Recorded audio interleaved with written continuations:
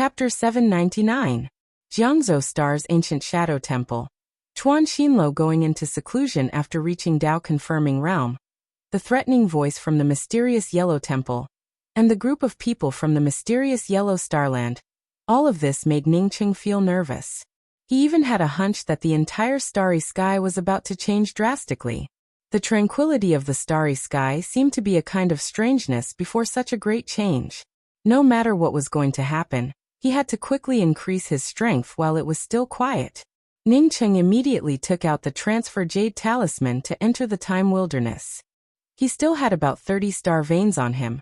However, he felt that after reaching the eternal realm, it would be more cost-effective for him to cultivate in the Temple of Time. The starry sky spirit chi in the Temple of Time was not only purer, but also more suitable for cultivation. His cultivation resources could be used at any time, so there was no need to use them now. This was Ningqing's 4th time entering the time wilderness. As such, he had long since familiarized himself with entering the time wilderness. In just a short time, Ningqing arrived at the triangular gate of the Temple of Time. As soon as Ningqing arrived, he understood that Duan Gantai hadn't arrived yet. Presumably, this family was in the same situation as him, trying to break through to the eternal realm. A time will shot out, and the Temple of Time's triangular gate opened once again. After Ningqing flashed inside, he immediately started arranging defensive arrays. Ningqing felt sure that even if Duan Gantai had 3 perpetual moontime keys, he couldn't open the Temple of Time. However, Ningqing didn't dare to take the risk.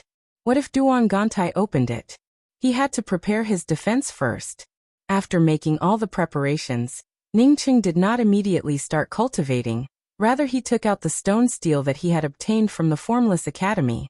Previously, he had been very busy and did not have the time to refine this stone tablet. Now he was finally free. Ningqing's spiritual consciousness locked onto this stone tablet and started refining it. In just a few breaths, Ningqing realized that this stone tablet was simply an ordinary object. However, this kind of thing couldn't be used to refine tools. Its only use might be that its isolation effect was extremely strong, preventing his divine sense from penetrating it. Ningqing punched the stone tablet, causing it to break apart. Picking up the fragment of the stone tablet and looking at it, Ningqing was even more convinced that this stone tablet was just a material used to isolate one's spiritual consciousness. However, one of the fragments that had the word formless written on it was considered complete. These 2 words looked very different, and they had a trace of ancient Dao rune aura. After looking at it for a long time, Ningqing thought that these 2 words were written by a person with a very high cultivation level. As such, there was nothing special about it. He raised his hand and flipped through the fragments of the stone tablet. An ordinary-looking book appeared in front of him. This book should be inside the stone tablet. When he smashed the stone tablet, this book also fell down. Ningqing did not expect that this stone tablet would unexpectedly contain a book. He picked up the book and flipped through it, only to find that this book, including the book cover, had a total of 7 sheets of paper. Moreover, these 7 sheets of paper did not have a single word on them. Ningqing did not know what these papers were made of, but even his spiritual consciousness could not penetrate them. Not only was his divine sense unable to penetrate it, but his hands were also unable to tear it apart. The first impression that this book gave Ningqing was that it was not ordinary at all. Ningqing's spiritual consciousness fell onto this book, wanting to refine this book. A day later, Ningqing finally withdrew his spiritual consciousness. He could refine this book, but it would take a long time, and what he lacked the most right now was time. He couldn't waste time refining a book. Ningqing was convinced that the most valuable thing in the formless sex stone steel was the wordless book that was concealed by the stone steel. Putting away the wordless 7-page book, Ningqing let go of all his thoughts. After entering the mysterious yellow bead, he concentrated on secluded cultivation. One had to say that the Temple of Time was an excellent place for cultivation. The mysterious yellow bead sat on the jade stone in the middle of the Temple of Time, and the endless starry sky spirit chi vortex poured into the mysterious yellow bead. As time passed by silently, Ningqing inside the mysterious yellow bead continued to crazily absorb the starry sky essence spirit chi, improving his cultivation. 1 year, 2 years. In a blink of an eye, 5 years passed by, and Ning Cheng, who was immersed in cultivation, suddenly opened his eyes. He felt that he could no longer absorb the rich starry sky essence spirit qi. Did he absorb all the starry sky spirit qi in this place? Ning Cheng felt puzzled as he swept out with his spiritual consciousness and came out of the mysterious yellow bead. His guess was right. He had indeed absorbed all the starry sky spirit qi in this place. Not only did he absorb all of it, but even the jade stone had also turned extremely dim. Ning Cheng had just landed on the jade stone when the jade stone began to crack. Ning Cheng felt a bit regretful. If he had cultivated for a while longer, he could have advanced to the middle stage eternal realm. Unfortunately, he had consumed all the starry sky spirit qi at this critical time. During the 5 years inside, not only did it stabilize his cultivation, but it also allowed his cultivation to improve by a large margin, which made Ning Cheng feel very satisfied. Ning Cheng didn't know what happened to Duan Gantai, but he still hadn't come to the Temple of Time. Ning Cheng naturally didn't care about Duan Gantai, and eagerly left the Time Wilderness. It had been almost 2 months since Ning Cheng returned to Stately River Star, but he didn't go to Covered Snow City. Instead, he reinforced the star-protecting Grand Array outside Stately River Star. The star-protecting Grand Array he had arranged previously was a Starry Sky Grade 8 array, but it was still a little short of a Starry Sky Grade 9 array. But now that his attainments in the Tao of Arrays had improved, he naturally wanted to rearrange the star-protecting Grand Array.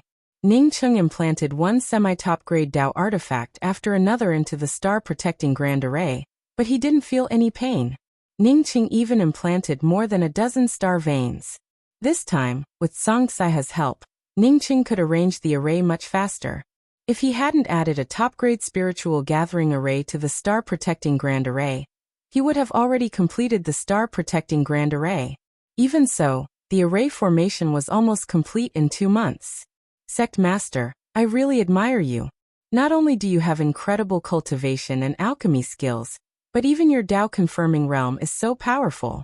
If I hadn't helped you, I wouldn't have believed that a single person arranged this star-protecting Grand Array. After the star-protecting Grand Array was completed, Song Saiha was the first to sigh.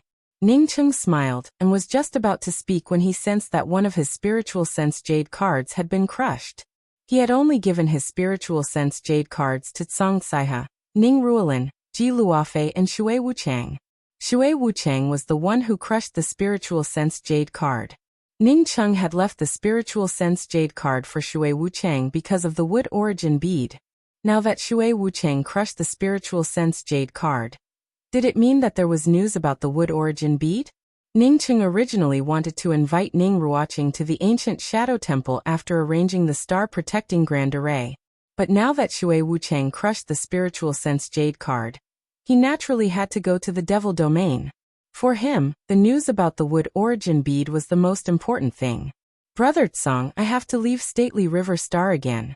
I'll have to trouble Brother Tsong here. Ning Cheng felt a little embarrassed. After establishing the mysterious Yellow Sect, he didn't usually stay in Stately River Star. Most of the matters in Stately River Star were handled by Gong Xiuzhu and others, while Song Saiha took care of the safety of the star. Song Saiha laughed, Sect Master. To be honest, I'm very satisfied with Stately River Star. Staying here is much more comfortable than wandering the starry skies. After so many years of wandering, I've long since grown tired of it. Ning Cheng knew that Song Saiha only spoke out of politeness. Even if Song Saiha wanted to stay here, he wouldn't wander the starry skies. Song Saiha was a starry sky grade 9 pill emperor. No matter where he went, people would always respect him. Even Chuan Xinlo had to be polite to Song Saiha. How could he wander the starry skies? Since they were already people from the same sect, Ning Cheng no longer spoke out of politeness. He took out 3 jade bottles and handed them to Song Saiha. Brother Tsong, these are 3 medicinal pills. If you see a suitable successor, you can give one to him. Song Saiha was the premier pill emperor, so he naturally didn't care about medicinal pills. However, Ning Cheng was the sect master. Therefore, he still politely accepted the medicinal pills Ning Cheng handed to him. When his spiritual consciousness fell into the jade bottles, he almost screamed out in surprise. Sect Master, this. Song Saiha held the jade bottles and spoke up in disbelief. He truly couldn't believe it. Because these were 3 Eternal Emperor Continuance pills, 2 high-grade Eternal Emperor Continuance pills, and 1 special-grade Eternal Emperor Continuance pill. It wasn't like Song Saiha had never seen Eternal Emperor Continuance pills before.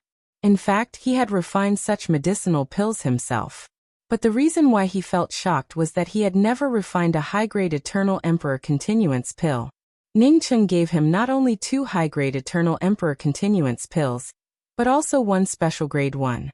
Just these 3 medicinal pills alone were priceless. A starry sky contained more than a dozen celestial rivers. A celestial river contained many planets, and a planet contained countless cultivators. From this, one could imagine how many cultivators a starry sky contained, which amounted to hundreds of millions. Among so many cultivators, how many eternal-level powerhouses would come out? Striking Order Starry Sky only had 2 eternal-level powerhouses, Striking Order Heavenly Emperor and Tangi Tong.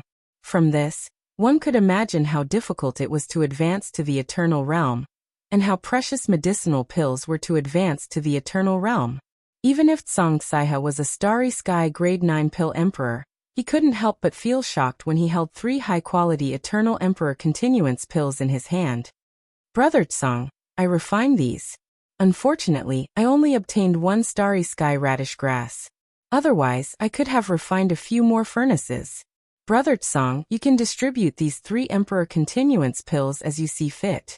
As long as they are loyal to the mysterious Yellow Sect and have a good character, it's fine. Ning Cheng said with a smile. Sect Master, rest assured. I will pay attention. Song Saiha put away the jade bottles and spoke to Ning Cheng cautiously. What he cared more about was Ning Cheng's alchemy level. How could someone who could refine high-grade Eternal Emperor Continuance pills be simple? He also knew that now wasn't the time to talk about the Tao of Alchemy with Ning Cheng. When Ning Cheng returned, he would definitely discuss the Tao of Alchemy with Ning Cheng. When Ning Cheng was about to reach Silent Bubble Starland, he realized that Shui Wucheng wasn't waiting for him in Silent Bubble Starland, but outside Silent Bubble Starland. Ning Cheng had already refined the Starry Sky Wheel, and Ning Cheng quickly found Shui Wucheng, who had been waiting outside the Starry Sky for a few days. When Shui Wucheng saw Ning Cheng standing on the deck of the Starry Sky Wheel, she breathed a sigh of relief. Fairy Wucheng, you crushed the jade card to look for me. Did you find any news about the wood origin bead? Ning Cheng put away the Starry Sky Wheel and couldn't wait to ask. His mysterious yellow bead only lacked the wood origin bead. But as his cultivation grew higher, he started to feel more and more danger, which made him want to find the wood origin bead even more. Shui Wucheng nodded. Yes, there is another thing besides the news about the wood origin bead. Ning Cheng felt ecstatic when he heard the news about the wood origin bead. As for the other thing Shui Wucheng mentioned, he didn't even pay attention to it.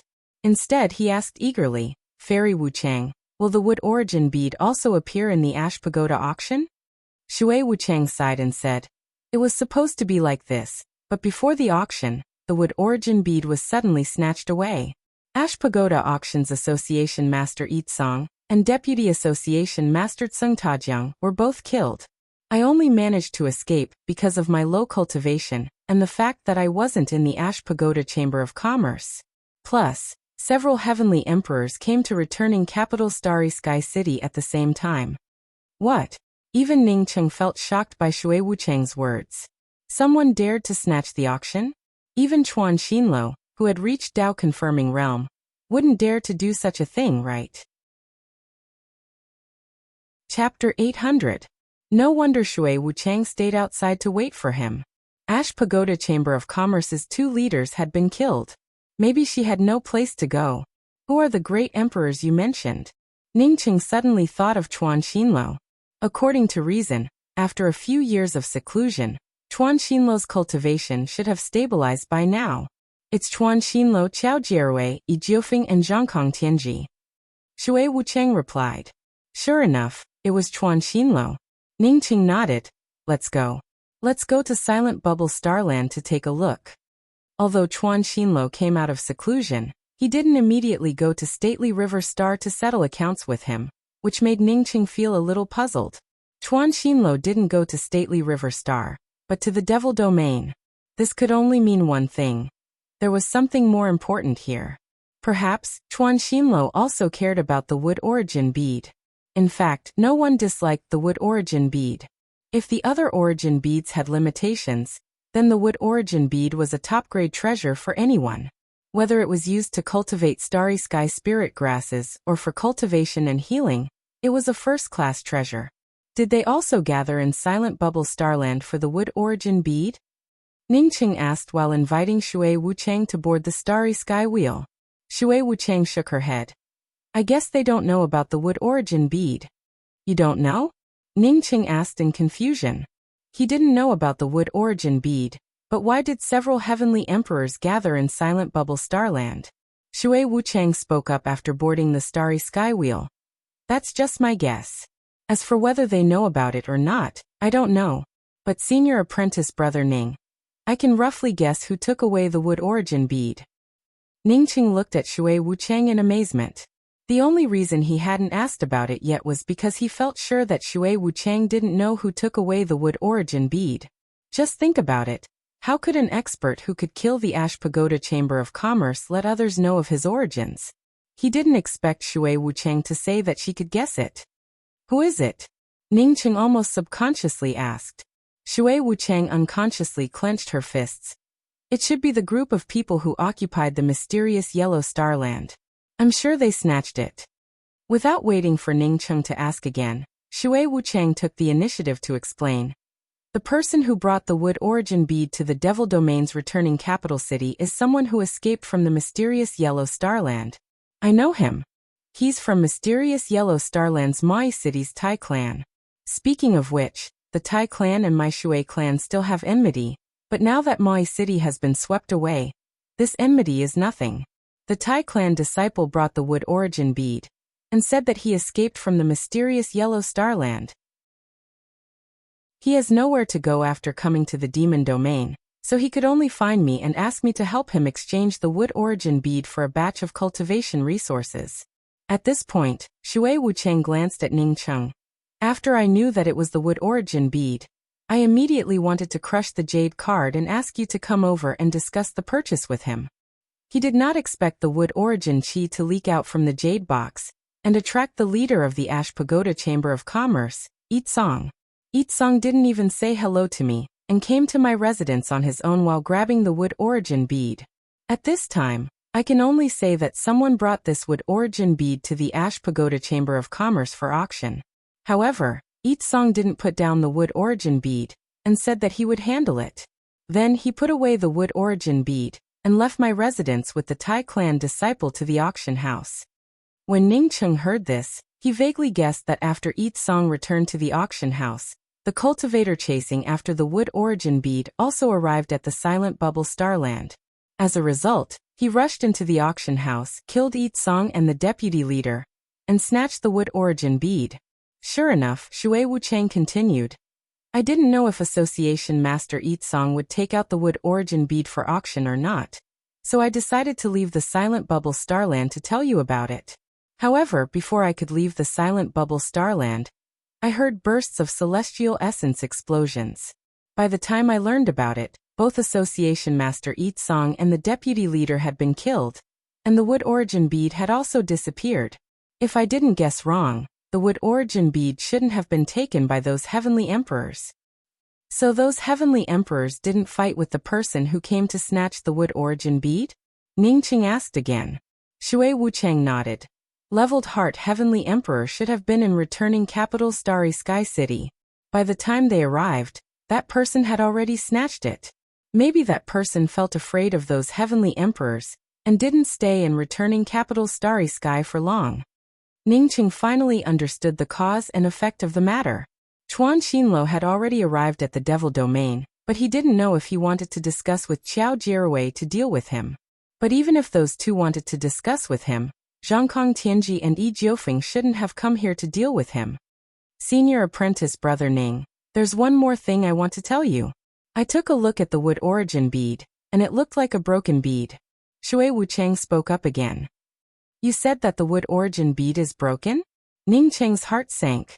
Could a broken bead help his mysterious yellow bead complete? How could this be? Shui Wuchang nodded with affirmation. Yes, I'm sure that the bead is broken. Ning Cheng remained silent for a while, and decided to put this matter aside for now. He would wait until he got his hands on the wood origin bead. Thinking of this, he said to Shui Wuchang, Fairy Wuchang, if you don't want to stay in the devil domain, you can come to my stately river star. Regardless of whether the bead was broken or not, Ningqing felt grateful to Shui Wuchang for giving him the news, and taking the initiative to invite Shui Wuchang to his stately river star. Shui Wuchang quickly spoke up. Many thanks, senior apprentice brother Ning. I want to save my father, and then go to stately river star together. My father is still in the mysterious yellow starland. If senior apprentice brother Ning wants to go to the mysterious yellow starland, can you take me with you? Sect Master Ning, we were just about to go to your stately river star. I didn't expect you to take the initiative to come to Silent Bubble Starland. Ningqing hadn't answered Shui Wuchang's words when Zhangkong Tianji's voice came from afar. Ningcheng had already seen Chuan Xinluo, Qiao Jierwei, Zhangkong Tianji, and Yi Jiufeng standing not far from the gate of returning capital Starry Sky City. Most likely, Qiao Jierwei had received the news the moment he arrived at Silent Bubble Starland. Ningqing felt even more puzzled. He knew that Yi Jiufeng and Chuan Xinluo didn't get along with each other on the surface. Brother Qiao, I feel relieved to see you in good health. After Ningqing mocked Qiao Jierwei, he immediately greeted Yi Jiufeng and Zhangkong Tianji with enthusiasm. As for Chuan Xinluo, it was just a casual greeting. Qiao Jierwei's face remained calm, without the slightest joy, anger, sorrow, or joy. He also didn't care about Ningqing's sarcasm. Sect Master Ning, Brother Tianji is telling the truth. If Sect Master Ning didn't come, we would have gone to Stately River Star. Chuan Xinluo seemed to have forgotten the unhappiness between him and Ningcheng, and even spoke in a polite tone. Yi Jiufeng, on seeing Ningcheng frown, quickly spoke up. Let's go inside and discuss it. After half an incense stick worth of time, the four heavenly emperors, plus Ningcheng and Shui Wuchang, sat in the largest reception room of returning capital Starry Sky City. This was the territory of returning capital city's city master mansion. Although Qiao Jierwei wasn't the city master of returning capital Starry Sky City, he naturally wouldn't have any problems if he wanted to expropriate this place. Did Sect Master Ning also hear about the mysterious yellow starland? Did you come to returning capital Starry Sky City specifically? After the few people sat down, Chuan Xinluo was the first to ask. Ningcheng replied with a calm voice. I was just passing by and happened to meet Fairy Wuchang. Fairy Wuchang invited me to returning capital Starry Sky. Chuan Xinluo didn't care about Ningcheng's indifference and still spoke with a cautious tone. Sect Master Ning, I specifically invited Junior Apprentice Sister Nine Phoenix and Heavenly Emperor Tianji to Silent Bubble Starland. It's a matter of life and death for our four grand starry skies. Seeing Ningcheng frown again, Chuan Xinluo explained. Sect Master Ning might think that I'm exaggerating. I believe that since Sect Master Ning and Fairy Wuchang are together, you should know what happened to the mysterious yellow starland. Although the mysterious yellow starland doesn't belong to our four grand starry skies, it is still in the same world as us. A few years ago, a group of unidentified people occupied the mysterious yellow starland. It stands to reason that it's normal for a starland to fight over it, but this group of people is different. Not only did they establish a huge starry sky city in the mysterious yellow starland, but they also killed the cultivators of the mysterious yellow starland at will. The cultivators of the mysterious yellow starland have only one role for them, that is to build a starry sky city for them. Once they do that, their role disappears. They were only in the mysterious yellow starland before, but who can be sure that they won't come to our four grand starry skies in the future? They have already come to the devil domain, and they killed the two leaders of Ash Pagoda Chamber of Commerce. They should have stolen something. I guess the reason why they haven't launched a large-scale attack on our devil domain yet is because they feel that the time is not right yet. Qiao Jierwei continued Chuan Xinluo's words. Putting aside the personal grudges with Chuan Xinluo and Qiao Jierwei, Ningcheng felt that the two's worries weren't groundless. Seeing Ningcheng remain silent, Chuan Xinluo spoke up again. Sect Master Ning and your sister are both powerhouses. We are planning to go to stately River Star to invite the two of you. And then we can go to the mysterious Yellow Starland together. Ning Cheng pondered for a moment before speaking up. I agree to go to the mysterious Yellow Starland. You can wait for me here. I'll go back and prepare. Regardless of whether Chuan Xinluo and the others went to the mysterious Yellow Starland or not, Ning Cheng had to go there. He had made a promise to that giant. Now that he had advanced to the Eternal Realm and obtained the giant's eye, he had to return this favor no matter what. This was a life-saving favor, so he couldn't delay it. For every day he delayed, the giant would have to suffer for another day. As for letting Ning Ruoqing go to the mysterious Yellow Starland, Chuan Xinluo could only dream about it. If Ning Ruoqing wanted to stay in stately River Star, he would never take Ning Ruoqing to the mysterious Yellow Starland. The reason why he said that he wanted to go back and prepare was not to bring Ning Ruoqing, but to inform Luofei and his sister Ruolin. At the same time, he also promised to bring Shen Mingyan to the mysterious Yellow Starland. Chuan Xinluo immediately agreed. Okay, we'll meet here in 2 months and go to the mysterious Yellow Starland together. The Devil Domain was the closest place to the mysterious Yellow Starland, so choosing to meet in Silent Bubble Starland was based on the principle of proximity. In fact, among the few of them, only Ning Cheng wanted to go back and deal with things the others had cultivated for so many years, and had long since become accustomed to being outside all year round. Therefore, they didn't need any special instructions. Ning Cheng had just stood up when he felt the space around him fluctuating. With the exception of Shui Wuchang, none of the people here were not seasoned powerhouses who had experienced countless life and death battles. Since Ning Cheng felt the space fluctuating, the others naturally felt it as well. Ning Cheng immediately grabbed Shui Wuchang beside him, brought out the everlasting blue thunder fort, and flew out. Chapter 801. Boom. A shocking explosion sounded out, and the city master's mansion, where the few of them had been talking, turned into a gray mist. Countless screams also dissipated within the gray mist. After a few breaths, when everyone appeared above the city master's mansion, the previously luxurious and beautiful city master's mansion had turned into ashes.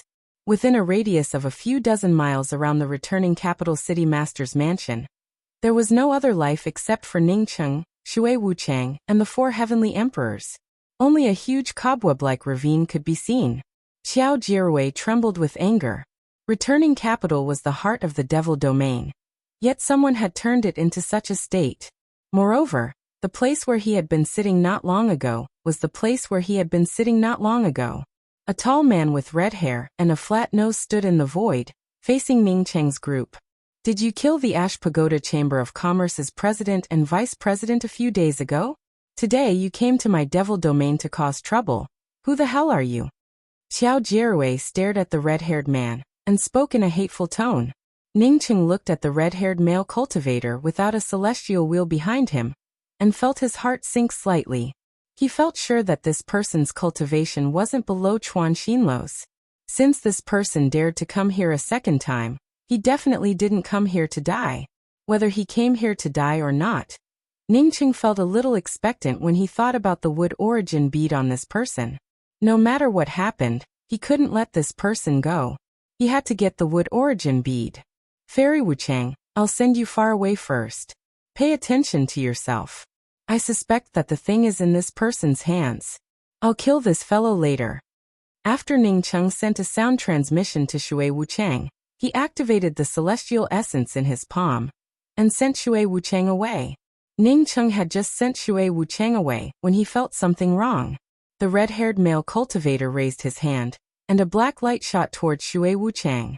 This fellow came here for Shui Wuchang, Ning Cheng understood in an instant. Almost without thinking about it, Ning Cheng shot out a time wheel. The time wheel was one of Ning Cheng's trump cards, but if he didn't use the time wheel, he wouldn't be able to save Shui Wuchang. No matter how fast he was, he couldn't catch up to the red-haired male cultivator's black light. The time wheel rolled up a Dao charm of time, and turned into a gray time wheel shadow. The black light was instantly affected by the time wheel shadow and slowed down slightly. Bang! The time wheel's gray light wheel and the black light collided, causing countless light shadows, some black and some gray. Shui Wuchang broke out in cold sweat, and she quickly sped up to escape. If not for Ning Cheng's help a moment ago, she certainly would not have been able to avoid that black light. The red-haired man with a flat nose looked at Ning Cheng in surprise. He could tell at a glance that Ning Cheng's time will contain the laws of time-related spirit technique. Moreover, it was a violent law of time-related spirit technique. Anything that stood in the way of time would be swept away. Ning Cheng's light will was one such example. This place actually had a cultivator who could control the laws of time. At this time, the red-haired man with a flat nose no longer had the opportunity to attack Shui Wuchang. Therefore, he took a step into the void and punched out. Another space-related Dao charm blasted out. This time his target was Ning Cheng. With this punch, Ning Cheng felt a powerful spatial suppression. Under this spatial suppression, he even found it difficult to breathe. To be able to suppress him with just one move, Ning Cheng felt sure that it was a top-grade space-related spirit technique. This space-related spirit technique was a grade higher than the five-colored space that Xiao Jierui used to cast on him with the five-colored myriad connecting banner. Ning Cheng crazily stimulated his spiritual consciousness and forcibly blasted out countless spiritual consciousness blade lights. At the same time, Chuan Xinluo's group of four also attacked. Xiao Jierui's five-colored myriad connecting banner immediately locked the surrounding space, while Chuan Xinluo brought out the burning sky eroding sun pagoda. As soon as the pagoda came out, endless white flames burst out and rushed towards the man with a flat nose. Ning Cheng, who was inside the space controlled by the red-haired man with a flat nose, could feel that Chuan Xinluo and Xiao Jierui didn't hold anything back. Both of them went all out, which greatly reduced the pressure on him. Boom boom boom. Xiao Jierui's five-colored space and the red-haired man with a flat nose's space-suppressing spirit technique slammed into each other. The two laws of space's Dao charm exploded, making everyone who heard the explosion of the laws of space's Dao charm feel stuffy in their hearts. As the pressure on Ning Cheng lessened, his spiritual consciousness blade lights slammed into the space-related spirit technique suppressing him. Bursts of kaka sounds emerged, allowing Ning Cheng to understand that the red-haired man's space-related spirit technique couldn't trap him. The moment Ning Cheng broke free, Yi Jiufeng and Zhang Kongtianji's attacks also arrived. Yi Jiufeng's weapon was the floating snow luren mirror, while Zhang Kongtianji's iron rod attacked. One to restrain the other to attack, just right. Even Ning Cheng thought that this red-haired man with a flat nose would fall here today. He even thought about it. Once this man with a flat nose died, he would immediately grab his storage ring.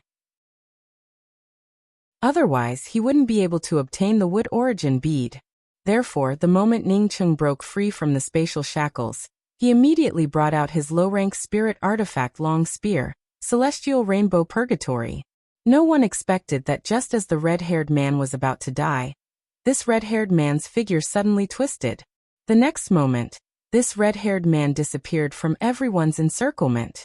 At the same time, everyone's spiritual consciousness swept out and found that this red-haired man had already appeared outside returning capital city and rushed out of Silent Bubble Starland like a shadow.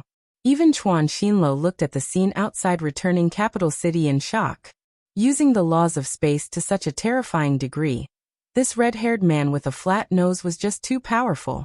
No one chased after him. Everyone thought that this person could come and go freely in the devil domain. If they went to the mysterious yellow starland, would they still have a chance to fight against this person? Where's Sect Master Ning? Zhang Kongtianji looked at the place where Ning Cheng had just stood in doubt. Ning Cheng had also disappeared. Yi Jiufeng sighed and said, he chased after him. No matter for what reason Ning Cheng chased after him, Chuan Xinluo and the others didn't move. Since Ning Cheng was so arrogant, if he wanted to chase after him, then let him. The reason why Chuan Xinluo and Xiao Jierui didn't say anything to help Ning Cheng was that Ning Cheng's starry sky will made them feel even more afraid of Ning Cheng. Chuan Xinluo felt the most conflicted in his heart. He hoped that Ning Cheng would die, but at the same time, hoped that Ning Cheng didn't die and could go to the mysterious yellow starland with him. As soon as Ning Cheng brought out the time wheel, he understood that apart from him, Xiao Jierui and the other two couldn't compare to Ning Cheng. Ning Cheng indeed chased after him. The wood origin bead might be with this red-haired man, so how could he give up? Without the wood origin bead, his mysterious yellow bead wouldn't be able to exert the true power of a good fortune treasure. Ning Cheng's spiritual consciousness had always locked onto that faint spatial fluctuation. Moreover, that fluctuation seemed to be cooperating with him, allowing him to lock onto it. Ning Cheng knew that the red-haired man was trying to lure him out, and Ning Cheng understood it clearly. He didn't give up on chasing after him just because the other party lured him out, and because his cultivation couldn't compare to the other party. Sometimes, opportunities would only appear for a split second. After that split second, the opportunity would disappear again. Since he wanted to look for opportunities, he couldn't miss this moment. Half a day later, the spatial fluctuation within Ning Cheng's spiritual consciousness disappeared, and the tall red-haired man with a flat nose appeared in front of Ning Cheng. "You've got guts. Presumably, that woman told you that the wood origin bead is with me, right?" The red-haired man looked at Ning Cheng calmly and spoke with a hint of disdain. Everyone wanted treasures, but first you had to have the strength to obtain them. If you didn't have the strength and just wanted to pursue treasures, it wouldn't be treasure hunting, but death. After saying this, the red-haired man didn't give Ning Cheng a chance to speak at all. He raised his hand and punched towards Ning Cheng. He didn't even bother to take out a weapon. In his eyes, except for the time wheel, Ning Cheng had nothing to offer. After the red-haired man punched out, the space froze in an instant. No, it didn't solidify, but disintegrated. The space around Ning Cheng didn't belong to his surroundings at all. Therefore, after the red-haired cultivator attacked, it completely isolated itself. Almost at the same time, Ning Cheng also attacked. Spirit technique, Sunset's Twilight. The setting sun was infinitely beautiful, but as dusk approached, the setting sun rose before the red-haired man's punch could disintegrate space. At this moment, everything came to a standstill, except for the poignant sunset. It wasn't just the setting sun, but also the arrival of dusk. If an average person saw this poignant sunset, they would probably see their own end. In fact, they even hoped that everything would come to a standstill and stop flowing. If it continued to flow, the sun would set, and life would follow suit. In fact, after Ning Cheng touched the real edge of the laws of time, this kind of stillness was no longer the stillness of his heart. Instead, in a flash, time truly stopped flowing. It's just that this flash was too short. The red-haired cultivator felt this poignant sunset and gave a cold snort. Without even a moment of stillness, he casually punched out with his fist that could split space. The sunset in front of him looked like a mirror, like a bubble that quickly melted away. Insignificant skill, yet you dare to act arrogant in front of me. The red-haired cultivator sneered, while his celestial essence and spiritual consciousness surged even more. At this moment, the space around them suddenly turned bleak, and a deathly gray aura spread out. The red-haired cultivator looked at Ning Cheng's position in horror. He clearly felt a grayish deathly aura, but what appeared in front of him was a multicolored flash. At this moment, he wanted to escape frantically, but he couldn't move at all. He had a feeling that even if he fled to any corner, even if he fled to any place, this deathly aura would still envelop him tightly, leaving him with no room to resist. Ning Cheng's face turned pale, without any sadness or joy. He had never expected Sunset's Twilight to kill the other party. If he had truly entrusted it to Sunset's Twilight, then this red-haired man wouldn't have broken his dusk spirit technique so easily. Although he wasn't as good as the other party, his dusk spirit technique wouldn't have been broken so easily. Sunset's Twilight was just a prelude to the five-colored star splitter arrow. It was to prevent the opponent's punch from affecting him, that's all. Bringing out the five-colored star splitter arrow. It was also the first time he used his killer move. Chapter 802. At this moment, Ning Cheng felt that his sea of consciousness and celestial essence had completely emptied out. Even if he crazily burned his essence blood, it wouldn't be enough to support the five-colored star splitter arrow. Endless celestial essence and spiritual consciousness poured into the five-colored star splitter arrow. The five-colored star splitter arrow felt like a bottomless hole that sucked away all the power in Ning Cheng's body. The surrounding space dimmed and turned into a gray deathly aura. All the killing intent in the surrounding space, all the deathly aura, all the terrifying killing intent, just like Ning Cheng's celestial essence and spiritual consciousness, were sucked away by the five-colored star splitter arrow. The surrounding space completely disappeared, leaving behind only a single arrow, an arrow that hadn't been shot yet. The red-haired man trembled all over. He could even hear the surrounding space shattering because of the arrow's killing intent. He could even see his whole body turning into dust after the arrow shot into his body. However, he didn't have the courage to bring out his weapon. He didn't even dare to move. He could only watch as the five colors in front of him started to bloom. Or rather, under the suppression of this black arrow, he couldn't move at all. As long as he moved, he could trigger the arrow and let the arrow's killing intent burst out. Ning Cheng's face turned pale, and he trembled as he stared at the colors in front of him. He finally understood why this black arrow was called the five-colored star splitter arrow. He saw a five-colored longbow stretching out of thin air. As more and more of his celestial essence and spiritual consciousness were sucked away, the five-colored longbow stretched even rounder. A pitch-black arrow was knocked onto the five-colored longbow, and it exuded a deathly gray aura. As the five-colored longbow stretched wider and wider, the black arrow knocked onto the five-colored longbow also grew fainter and fainter. It even showed signs of dissipating. However, the surrounding killing intent and deathly aura did not disappear as the black arrow faded. Instead, it grew stronger and stronger. At this moment, all the auras in the starry sky disappeared, and even the meteorites disappeared from this part of the space. Blood overflowed from the corners of Ning Cheng's mouth. The five-colored star splitter arrow still crazily absorbed the celestial essence in his body, causing his body to tremble even more. "Stop, I'll give it to you." The red-haired male cultivator with a flat nose couldn't help but scream in fear. Unable to stop, not to mention this red-haired man with a flat nose, at this time, even Ning Cheng himself was not able to control the power of this arrow. He simply had no way to stop. Perhaps even if there was a way to stop, Ning Cheng would not stop at this time. Ning Cheng also felt a similar fear in his heart. This kind of terrifying aura, no planet could stop it. Even if Jiangzhou Star's array formation was powerful, it wouldn't be able to block this arrow. This arrow could completely turn Jiangzhou Star into dust. Perhaps one day, when he unleashed this arrow, even he himself would not be able to control the destruction brought about by this arrow. He suddenly regretted shooting this arrow. This red-haired man with a flat nose might have been killed by him. But at the same time, everything on the red-haired man would disappear, including his ring. "Please stop, put away this arrow." The red-haired man with a flat nose's voice grew hoarser and more panicked. For the first time, he felt that his life was not in his control. Under this arrow he could do nothing but beg for mercy. Ning Cheng started to burn his lifespan, and his voice also turned hoarse. "I can stop, but you have to give me your ring." If he could do it, this red-haired man would have thrown the ring to Ning Cheng a long time ago. But now, under the suppression of the five-colored star splitter arrow's deathly murderous aura, he couldn't move even half a step.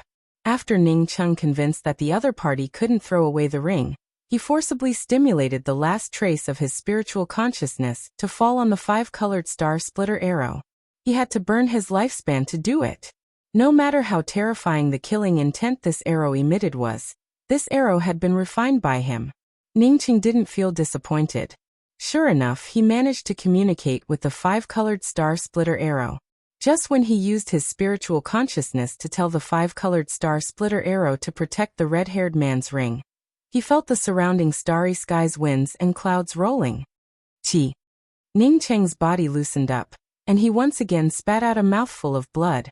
The celestial essence power crazily sweeping through his body disappeared without a trace, and everything in front of him turned violent. Just like the starry sky, a majestic and boundless killing intent swept out. The arrow shadow's killing intent left a faint trace in the starry sky, which was the result of a tiny crack in space. Ning Cheng swore that he had never seen such a terrifying killing intent, nor had he ever seen such a terrifying killing move. The tiny crack in space was not an illusion. It was real. The killing intent from the five-colored star splitter arrow had truly caused the tiny cracks in the surrounding space. The five colors disappeared without a trace, and the arrow also disappeared without a trace. There was only killing intent, a boundless killing intent. This killing intent easily tore through the space created by the red-haired man's punch. Everything in front of the red-haired man turned into nothingness in front of this killing intent. Bang! The red-haired man's body erupted with a loud bang. There was no blood mist, no soul essence. He just disappeared without a trace, leaving only a ring suspended in space. Even if Ningcheng felt weak, he did not dare to delay for even half a second. He rushed forward and grabbed the ring in his hand. Although he had communicated with the five-colored star-splitter arrow to keep the ring, his strength was too low, and his control over the five-colored star-splitter arrow was too weak. When he grabbed the ring, the restrictions covering the ring started to crack, and the ring was on the verge of collapsing. Ningcheng quickly communicated with the things inside the ring, and immediately put a wooden box that exuded the aura of wood origin into his ring. He then took out a large pile of permanent essence pills and some scattered storage rings and put them into his ring. Catcha. Even if Ningcheng moved faster, he couldn't take away everything inside the ring before the ring turned into flying ash. However, Ningcheng felt satisfied. In any case, the wood origin bead had not been destroyed.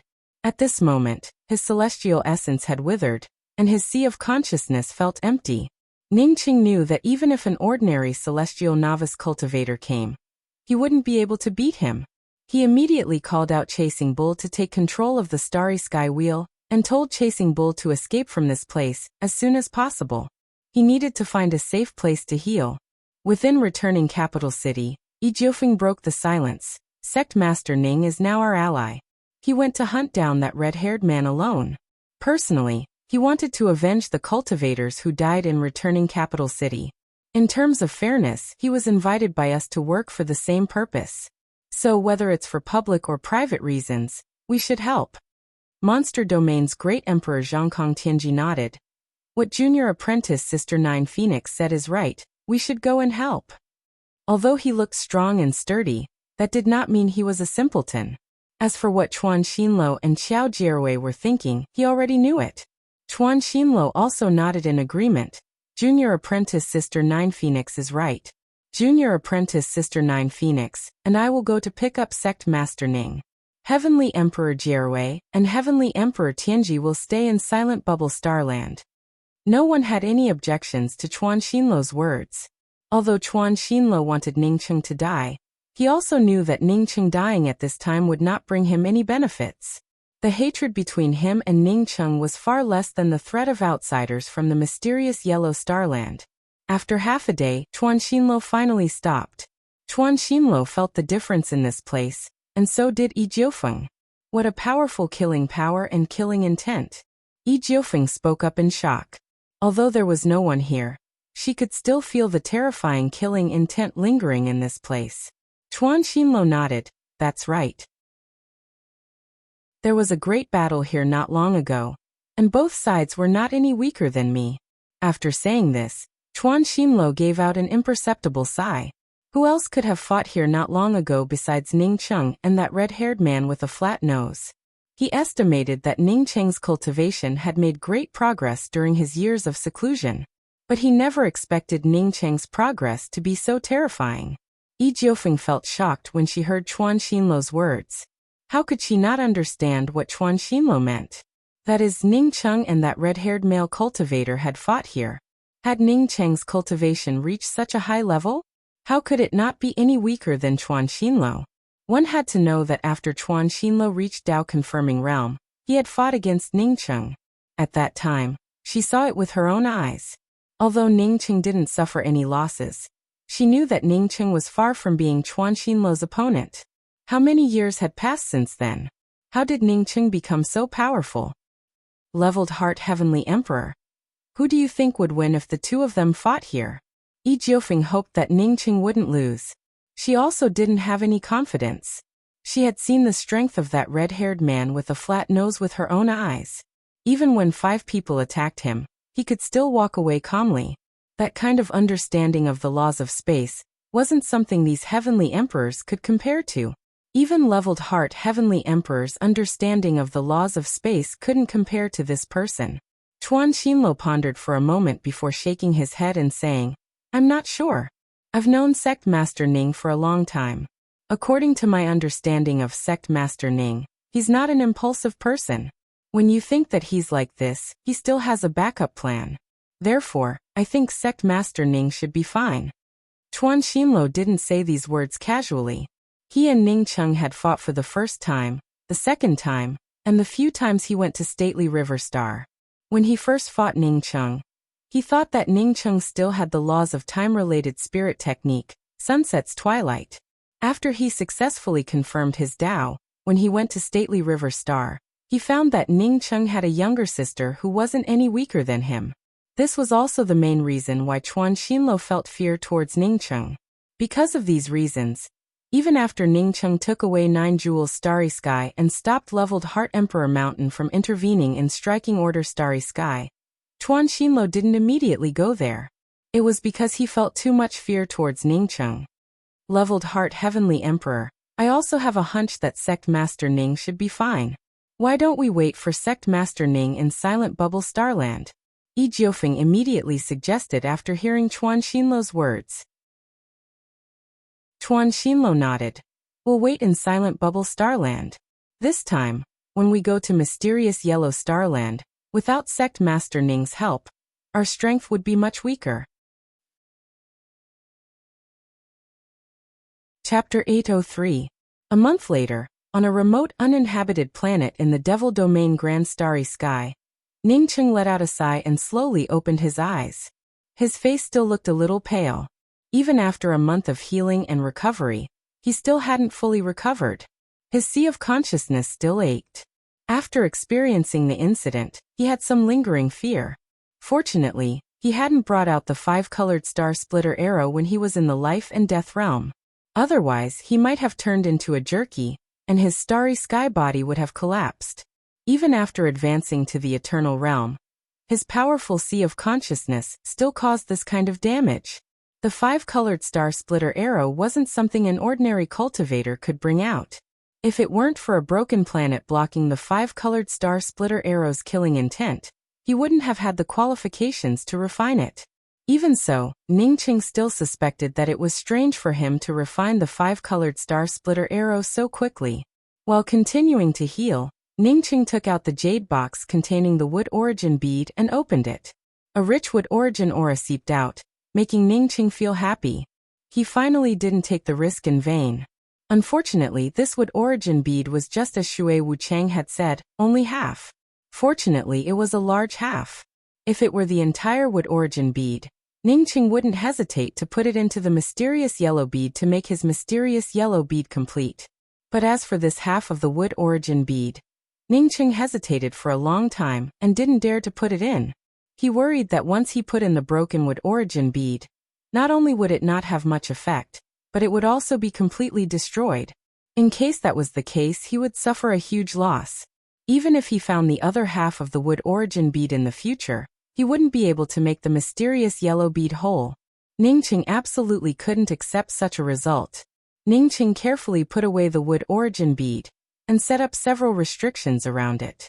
He wanted to see if he could find the other half of the wood origin bead. Only when he couldn't find it would he take the risk of integrating this half of the wood origin bead into his mysterious yellow bead.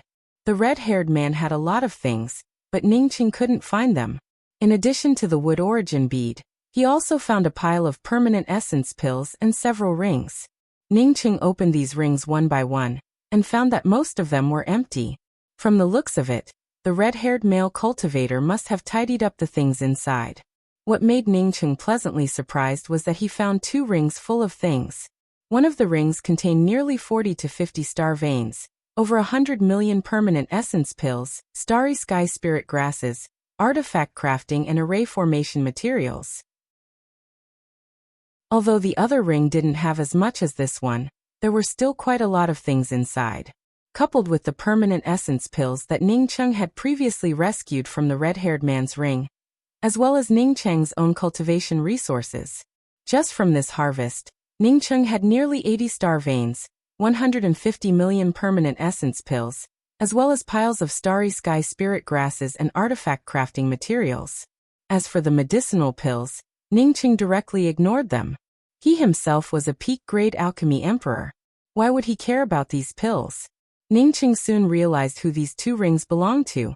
One belonged to Ash Pagoda Chamber of Commerce's association head, Yi Song, while the other belonged to Ash Pagoda Chamber of Commerce's deputy association head, Sung Tajiang.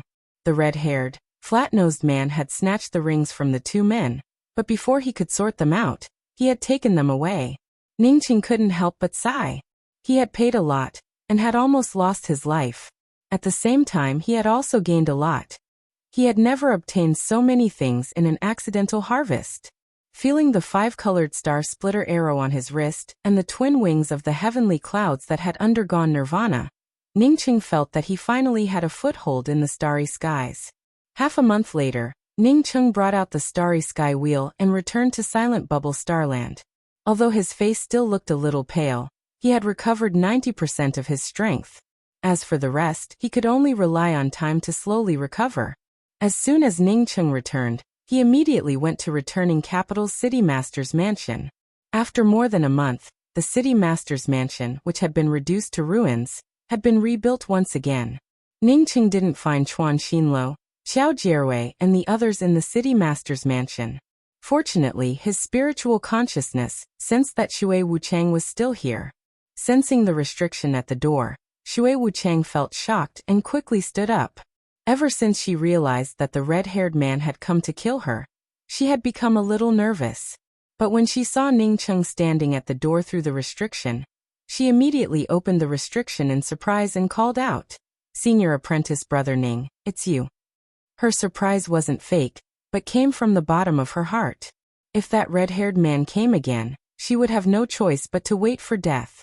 Ningqing entered Shui Wuchang's room and helped Shui Wuchang activate the restriction before saying, "It's me. How come I don't see Chuan Xinluo and the others?"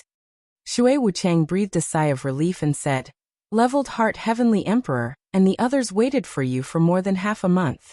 But after not hearing any news from you, they left returning capital Starry Sky City together. If I'm not wrong, they should have gone to the mysterious Yellow Starland." It was also because the 4 Starry Sky Emperors had left Silent Bubble Starland that Shui Wuchang felt so scared.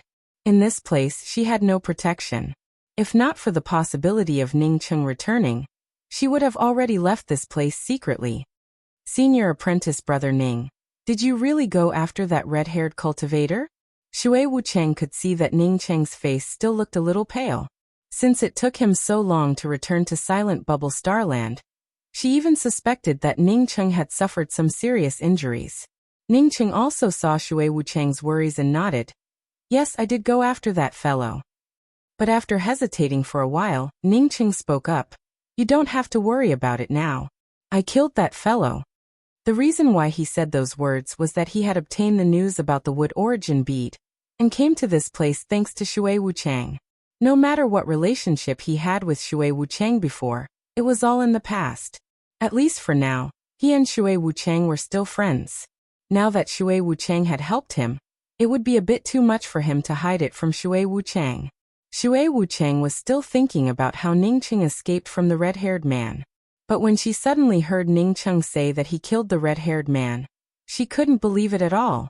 She opened her mouth and even subconsciously covered her mouth with her hand. She couldn't believe what she had just heard. Ningqing was naturally strong. If Ningqing wasn't strong, then Chuan Xinluo and Xiao Jierwei wouldn't have feared him. Moreover, they wouldn't have heard that he had crippled the Spirit Devil Island's 3rd island master with a single punch. But no matter how strong Ningqing was, he should have a bottom line. She had seen the power of the red-haired man with her own eyes. How could Ningqing defeat the red-haired man? Not only Ningqing, but even Chuan Xinluo, the most powerful of the 4 Starry Sky Emperors, might not be as strong as that man. Ningqing interrupted Shui Wuchang's shock. "Fairy Wuchang. Senior apprentice brother Ning, if you think highly of me, just call me Wuchang."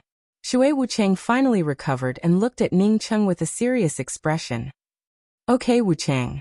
Leveled Heart Heavenly Emperor and the others went to the mysterious Yellow Starland, but I'm not optimistic about them.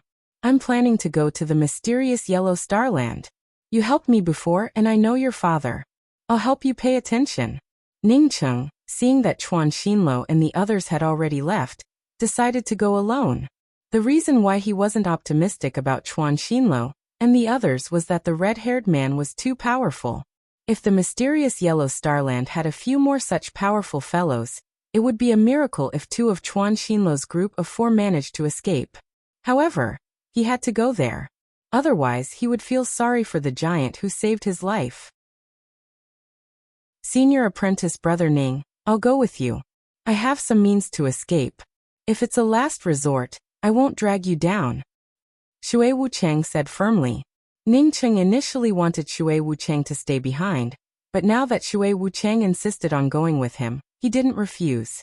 After all, he had to go back and invite Shen Mingyan, and Shen Mingyan's cultivation wasn't higher than Shui Wuchang's. Wuchang, it's all thanks to you that I could get back that half of the wood origin bead. This ring is my reward for you. In addition, I hope you won't tell anyone about the wood origin bead. Ningqing took out a ring and handed it to Shui Wuchang. Shui Wuchang naturally understood Ningqing's meaning and quickly took the ring. Senior apprentice brother Ning, rest assured. If it weren't for senior apprentice brother Ning, I'm afraid that person would have killed me. No matter what happens, I won't tell anyone about it. Shui Wuchang took the ring to put Ningqing at ease. However, when her spiritual sense fell into the ring, she almost screamed out loud. The ring contained 10 million permanent essence pills and a bunch of cultivation medicinal pills. I can't accept so many things. Seeing so many things, Shui Wuchang couldn't help but feel envious. But she knew that she couldn't accept them. She had only provided a piece of information. If she really took so many things, Ningqing would probably look at her in a different light. She was about to return the ring to Ningqing when she saw Ningqing smile and say, "Since I can give you so many things, it means that I have the ability to give it to you. Not to mention these things, even if you gave me several times more, as long as I can find the wood origin bead, I would willingly give it to you." Ningqing didn't speak nonsense. If it weren't for Shui Wuchang's reminder, he might have missed the wood origin bead. Half a month later, Ningqing returned to stately River Star and told Ji Luofei, Ning Ruolin, Song Tsaiha and the others about his trip to the mysterious Yellow Starland. After that, he left stately River Star with Shen Mingyan and Shui Wuchang. Ning Ruolin and Ji Luofei both knew that their strength was too low. Plus, with Ning Cheng bringing back so many cultivation resources, the only thing they needed to do was to go into secluded cultivation. The starry sky will moved quickly. In less than half a month, the mysterious Yellow Starland could be seen with one's spiritual consciousness. How did it turn out like this? Shui Wuchang stood on the deck of the starry sky wheel and looked at the huge starland in front of her. Not to mention Shui Wuchang, even Ningqing couldn't believe it. He had been to the mysterious Yellow Starland once before. At that time, before entering the mysterious Yellow Starland, he had already felt the layers of greenery. It had only been a few years, but when he came to the mysterious Yellow Starland again, he didn't see layers of greenery, but a deathly gray aura. It reminded Ningqing of the sacred Light Mountain Range in the mysterious Yellow Starland. The first time he saw the sacred Light Mountain Range, it also had a deathly gray aura. However, the sacred Light Mountain Range was barren, and it didn't have this deathly gray aura. The starry sky will stopped outside the mysterious Yellow Starland, and Ningqing stared at it for a long time before suddenly saying, "I understand." "What's wrong?" Shen Mingyan and Shui Wuchang asked at the same time. Shen Mingyan had never been to the mysterious Yellow Starland before, so she didn't feel too surprised. Ningqing took in a deep breath and slowly said, "Someone wants to refine the mysterious Yellow Starland, and it's not an ordinary refinement." Chapter 804. Shen Mingyan and Shui Wuchang screamed at the same time. Refining a starland? The mysterious Yellow Starland wasn't an ordinary starland, but a supersized starland comparable to Culmination Starland and Silent Bubble Starland. The reason why it didn't form a huge starry sky was because of its location. Who could refine such a starland? Is there really someone here refining the mysterious Yellow Starland? Shui Wuchang still couldn't believe it. Ningqing nodded. "I don't think I'm wrong. I haven't come into contact with refining a starland, But these people are indeed refining the mysterious yellow starland. Not to mention that he had never come into contact with refining a starland. Ningcheng had never even heard of refining an ordinary planet. He had only heard of refining an ordinary planet as a true spirit world. Shin Mingyan took in a deep breath and asked, "Why are these people doing this? There are so many abandoned planets in the vast universe. Since they want to refine it, why not choose an abandoned starland or planet?" Ningcheng truly didn't know what was going on. However, Shui Wuchang spoke up, "I know a little about it. I heard that only a starland with a complete foundation and a clear heaven and earth law network would have any value in refining it. Those uninhabited broken planets don't even have a complete foundation, and their laws are completely destroyed. It would be useless to refine it." Ningcheng's spiritual consciousness forcibly passed through the star-protecting Grand Array and exclaimed, "Heavenly Emperor Leveled Heart and the others should be trapped in a huge array formation. From the looks of it, it looks like they are struggling." Ningcheng didn't see Chuan Xinlo and the others, but he felt bursts of starry sky essence chi fluctuations, which should be spatial fluctuations from a battle. Since it could trap Chuan Xinlo's group of 4, it definitely wasn't just an array formation. "Let's go down and have a look," Ningcheng said to Shin Mingyan and Shui Wuchang. "Put away the starry sky wheel and walk towards the mysterious yellow starland through the void." Ningcheng's group of 3 stepped into the periphery of the mysterious yellow starland, but no one came to stop them. Shin Mingyan and Shui Wuchang both felt that something was wrong. Shin Mingyan spoke up with some worry. "Ningcheng, Leveled Heart Heavenly Emperor is trapped. Why didn't anyone stop us from entering the mysterious yellow starland?" "Because he also wants to trap the 3 of us." Ningcheng smiled and threw out some array flags. When the 3 of them landed on the public square on the periphery of the mysterious yellow starland, bursts of roars echoed throughout the starry sky. In just a few breaths, the Ningcheng trio could no longer feel the starry skies outside the starland. What appeared before the 3 of them was a boundless black world. It might not be right to call it a black world. It would be more accurate to call it a starry sky filled with endless insects. These insects were pitch black and constantly spat out black mist. Some of the bigger ones could even spit out some wind blades and flames. Bursts of pungent smell filled the air. Even Shui Wuchang and Shin Mingyan, both in the heaven-seated realm, couldn't help but feel nauseous. It was conceivable that it would be a disaster if the black water spat out by the black insects splashed onto his body. It would be strange if there was any benefit to being splashed by this incomparably smelly black water. The endless number of black insects was only a portion of the attack. Streams of spatial pressure that could suppress one's cultivation base spread out, causing one to feel even more stifled and flustered. Without Ningcheng's reminder, Shin Mingyan and Shui Wuchang had already seen Chuan Xinlo and the others. At this moment, the 4 heavenly emperors looked a little embarrassed. They could only bring out weapons to protect themselves while constantly bombarding the black insects around them. Especially Chuan Xinlo. Every time his burning sky eroding sun pagoda spat out flames, an endless swarm of insects would turn to ash. But no matter how powerful his attacks were, he couldn't kill all of these insects. The more he killed, the fewer insects there were. Instead, the more he attacked, the more insects appeared. With Chuan Xinlo's cultivation, even if he trapped a planet in an ordinary place, he could shatter it with a single attack. But in this place, no matter how much lethality he unleashed, the array formation still blocked his attacks and couldn't cause any more damage. As long as the 4 of them couldn't break this entrapment array formation, the 4 of them would eventually die of exhaustion. Of course, Ningcheng believed that these 4 people should have some means to escape. They just hadn't used it yet.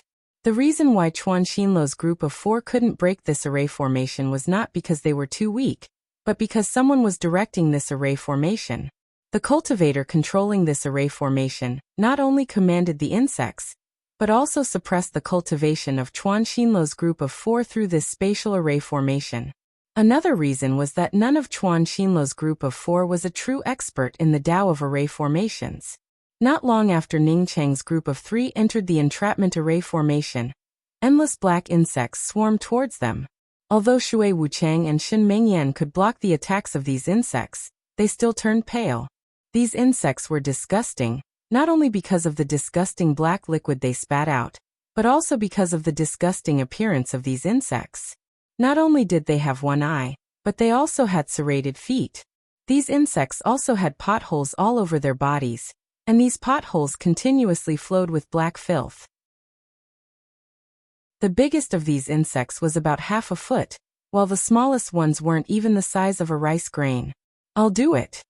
Ningcheng saw Shui Wuchang and Shen Mingyan about to bring out their weapons and spoke up with a smile. "You." Shen Mingyan and Shui Wuchang both looked at Ningcheng in doubt. With so many insects, everyone naturally had to work together. How could one person kill all of them? Ningcheng didn't answer. Instead, he raised his hand and shot out several time wheels. If he used the time wheels to fight against Chuan Xinluo's burning sky eroding sun pagoda, the time wheels might not have an advantage. However, if he used the time wheels to fight against Chuan Xinluo's burning sky eroding sun pagoda, then even 10 Chuan Xinluos couldn't compare.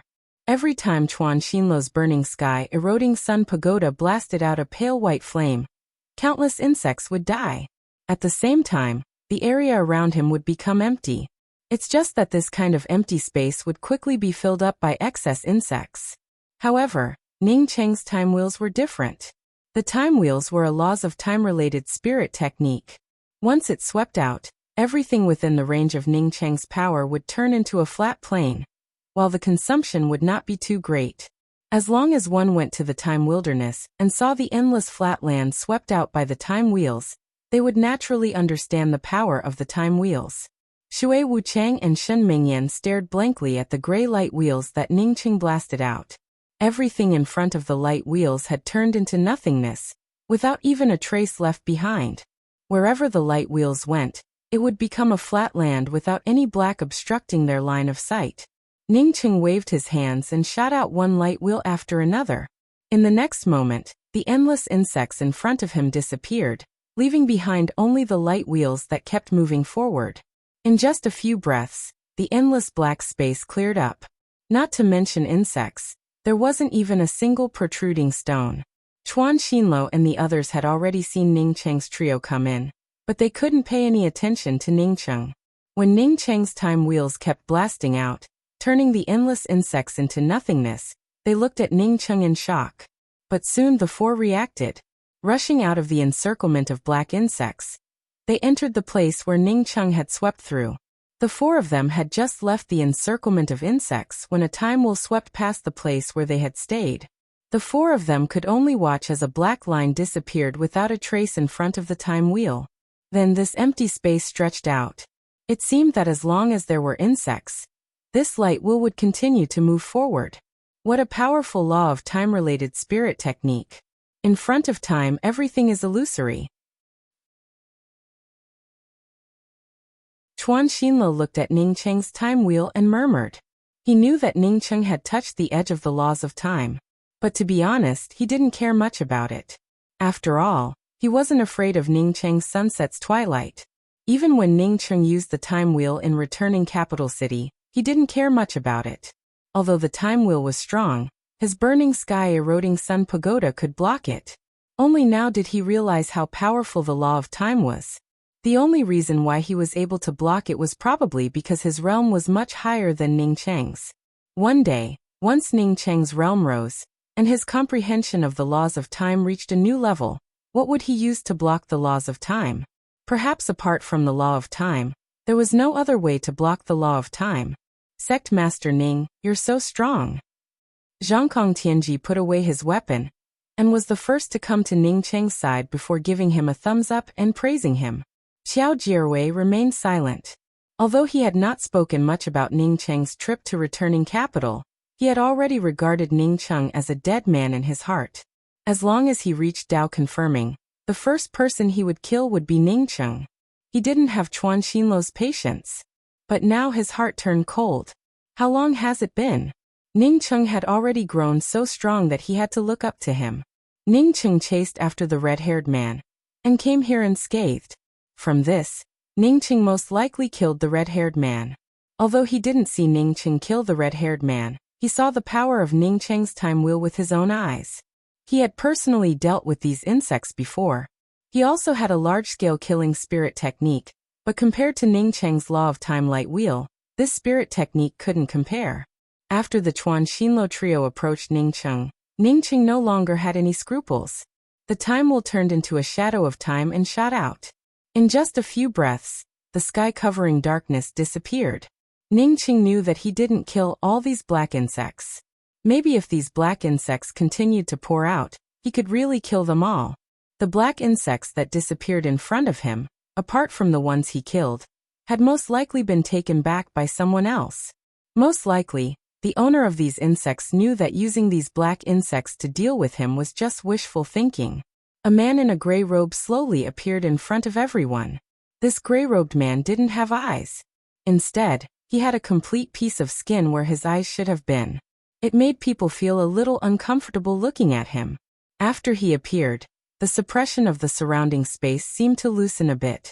Ning Cheng was proficient in array formations, so he naturally knew that the space-locking grand array in front of him had something to do with this person. "You're strong." The gray-robed man faced Ning Cheng and spoke slowly. Since he didn't have eyes, no one could see the expression in his eyes. Ning Cheng didn't answer the gray-robed man's words. He noticed that the gray-robed man had a bamboo cage behind him, and the bamboo cage exuded bursts of black insect aura. "If you think that you can break through my space-locking grand array with your own means, then you're wrong." The gray-robed man's tone remained calm. "Even if I don't use my black treasure, you can't get out of here. If you don't believe me, you can try." Chapter 805. Is that so? Ning Cheng smiled and raised his hand to throw out a handful of array flags. At the same time, he also threw out a bunch of permanent essence pills. Boom boom boom. A series of explosions rang out like a dragon. In just a dozen breaths, everyone's field of vision cleared up. The oppressive space disappeared completely, and the residual stench also dissipated. Everyone knew that Ning Cheng had easily broken through the grand array that the eyeless cultivator had spoken about a moment ago. The eyeless cultivator's expression changed. He didn't expect that this young cultivator, who had just come in, could break through his space-locking grand array and break it so easily. From this, it also showed that this young cultivator entered the grand array voluntarily. Otherwise, he wouldn't have even approached this grand array. Ning Cheng spoke with a calm voice.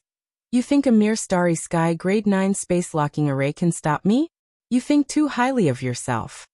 In fact, this eyeless male cultivator truly didn't think too highly of himself. He just didn't expect Ning Cheng to be a starry sky grade 9 array emperor. Besides, how could a starry sky grade 9 grand array be called mere? If he knew that Ning Cheng was a starry sky grade 9 array emperor, he naturally wouldn't have said that. A starry sky grade 9 space-locking array, under his full control, could even trap a starry sky grade 9 array emperor. However, this array emperor in front of him had already started to arrange the array-breaking flags before entering the grand array. Because he wanted to use the array formation to suppress Chuan Xinluo's group of 4, he didn't have the energy to pay attention to Ning Cheng. Or rather, he didn't expect Ning Cheng to have such high attainments in the Tao of arrays, which led to such a mistake. Did he break the array just like that? Chuan Xinluo couldn't believe it as he looked at the empty space in front of him that had lost its suppression. Although he didn't care about the eyeless man's words, he didn't think that he could really be trapped. However, Ning Cheng breaking the array so easily still shocked him. At this moment, he suddenly realized that when he prepared to deal with Ning Cheng, he didn't take Ning Cheng's attainments in the Tao of arrays into account. Against a powerhouse like Ning Cheng, even a little mistake could cost him his life. What's more, did he neglect such an important thing? Chuan Xinluo kept thinking about his own thoughts, and forgot about coming to the mysterious yellow starland. The gray-robed eyeless cultivator stared at Ning Cheng. He couldn't figure out how Ning Cheng's Tao of arrays could be so powerful. I didn't expect that there would be a powerhouse who controls the laws of time in this part of the starry sky. It's my Mandarin's negligence. Mingyuan, please invite them to my 9th Emperor Peak. A loud laughter sounded in everyone's ears, but no one could see where the person was. After hearing this voice, the eyeless gray-robed cultivator immediately became polite. "Guests, please follow me." His tone was gentle, as if he wasn't the one who had trapped everyone and started fighting. Everyone immediately looked at Ningcheng. Even Chuan Xinluo looked at Ningcheng. Ningcheng's strength was not worse than his, but the key point was that Ningcheng was proficient in array formations. The person who spoke wasn't even here, yet he knew everything that was happening here. It could be seen just how powerful this person's cultivation was. However, Ningcheng had come to the mysterious yellow starland for some reason, so he naturally wouldn't be scared off by a single voice. He looked at the eyeless gray-robed cultivator and said, "Lead the way." The eyeless cultivator cupped his hands towards Ningcheng. "My name is Yi Mingyuan." Ningcheng nodded but did not speak. He naturally knew that this eyeless cultivator had a high ambition, and took the initiative to speak his name to get him to sign up.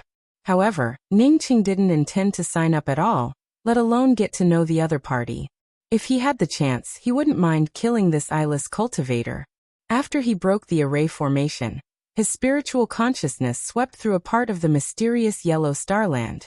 The once bustling Mai city now had no signs of human habitation.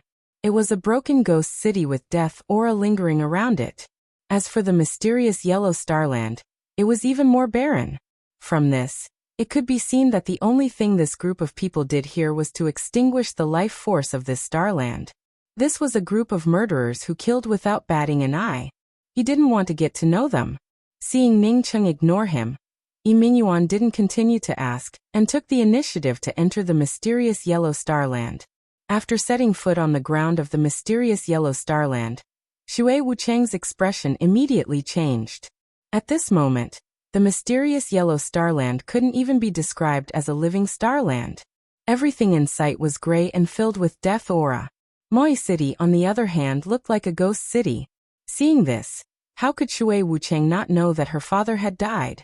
Not to mention her father, most likely, all the cultivators in the mysterious yellow starland had perished. Ningcheng stopped outside Mai City and seemed to think about something.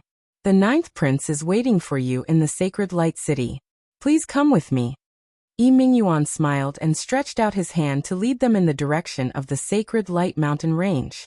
Even without Yi Mingyuan's words, Ningcheng's spiritual consciousness had already swept into the sacred light mountain range.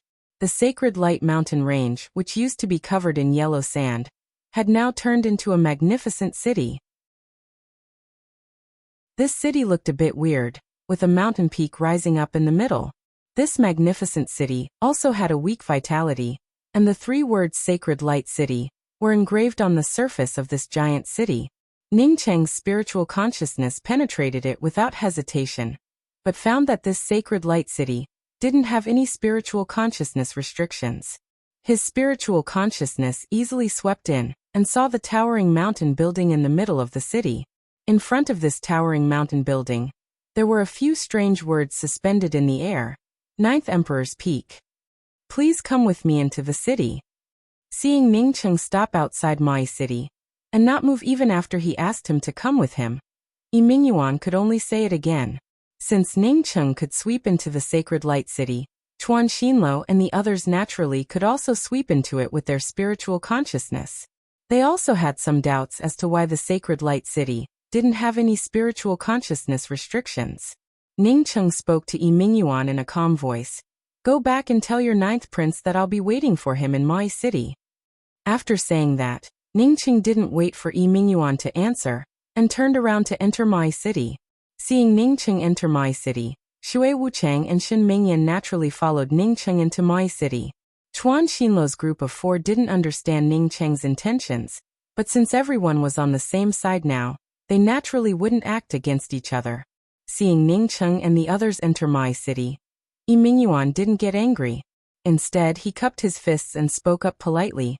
In that case, I will go back and report to the 9th prince. Seeing Yi Mingyuan walk away, Yi Jiufeng frowned and said, What is the origin of this 9th prince? Shui Wucheng gritted her teeth and said, No matter where he came from, he's a demon. From the deathly aura around the mysterious yellow starland, I can tell that he killed everyone here. Ningcheng spoke up in a deep voice. It's not certain that he killed everyone. The mysterious yellow starland is huge. As long as he doesn't refine it, he can't kill everyone here. Ningqing immediately thought of the altar of forefathers' library in the Thousand Mound Forest. He felt sure that no matter how powerful the ninth prince was, he couldn't refine the altar of forefathers' library. The ninth emperor's peak in the middle of Sacred Light City looks strange. It looks a bit like an altar. Chuan Xinluo spoke with a solemn voice. It doesn't look like an altar. It's an altar, and that altar is used to refine the mysterious yellow starland. I don't think that the ninth prince would be able to refine the mysterious yellow starland without a few hundred years. Ningqing replied. He studied array formations and had long since noticed that the ninth emperor's peak had a top-grade sacrificial array.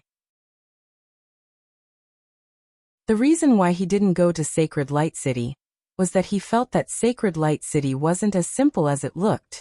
Don't look at the city's surface, and it didn't seem to have any array formation restrictions. But when Ningqing's spiritual consciousness fell into the Sacred Light City, he immediately felt a threat. He felt sure that the Sacred Light City had a trap-and-kill array. It's just that he couldn't see it. Ningqing naturally wouldn't take risks for something he didn't have the slightest confidence in. The star-protecting Grand Array outside the mysterious yellow starland looked simple, and Mai City didn't have any array formations around it. If he stayed in Mai City, he wouldn't feel threatened by any trap-and-kill array. Only a fool would go to Sacred Light City. After the few people walked into Mai City, a decaying and dilapidated aura hit them in the face. Ningqing and Shui Wucheng couldn't believe that this place was a lively and prosperous place just a few years ago. Everyone fell silent, and after a while, Chuan Xinluo spoke up. Sect Master Ning, where should we meet the ninth prince? Let's go to Shui clan's place. After that, Ningqing looked at Shui Wucheng and said, Wucheng, take Leveled Heart Heavenly Emperor and the others to your Shui clan's guest hall. I'll be there in a minute. Shui Wucheng naturally didn't ask what Ningqing wanted to do. Instead, she bowed to Chuan Xinluo and the others and said, Several heavenly emperors, please come with me. Chuan Xinluo and the others had already guessed what Ningqing wanted to do, but they didn't ask about it. At least, Ningqing was now on their side. After Chuan Xinluo and the others left, Ningqing took out array flags and started to sprinkle them around Mai City. After he sprinkled these array flags, they quickly disappeared into the void or fell into the ruins. They didn't emit even the slightest celestial essence fluctuation. Half an hour later, when Ningqing arrived at Shui clan's guest hall, everyone had already sat down. Shui Wucheng had also tidied up the Shui clan's guest hall, and with a few people sitting down, it felt a bit more lively. When Ningqing came in, he saw that the seat of honor on the left was empty. Sitting next to the seat of honor was Shen Mengyan. Chuan Xinluo, Yi Jiufeng, Qiao Jierwei, Zhang Kongtianji and Shui Wucheng followed suit. When Ningqing saw the seating arrangement, he immediately understood. The main person facing the ninth prince today wasn't Chuan Xinluo, but Ningqing. Chuan Xinluo understood it very well. Otherwise, with Chuan Xinluo's status, it would have been impossible for him to sit below Ningqing. As for Shen Mengyan sitting next to Ningqing, Ningqing also understood it very well. Presumably, Chuan Xinluo knew about his relationship with Shen Mengyan. Or in the eyes of Chuan Xinluo and the others, Shen Mengyan was equivalent to Ningqing's mother-in-law. Letting Shen Mengyan sit next to Ningqing, in addition to showing respect to Ningqing, it also meant that Sect Master Ning would be in charge of today's matters. Even if the position was given to Ningqing, Ningqing would still have to take care of it. Ningqing showed a faint smile. He didn't care about where he sat at all. For him, no matter where he sat, he would do what he should do. Even if he shouldn't do something, it wouldn't change just because he sat in the first seat.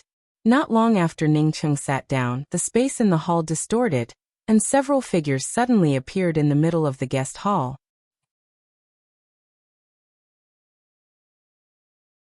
Chapter 806.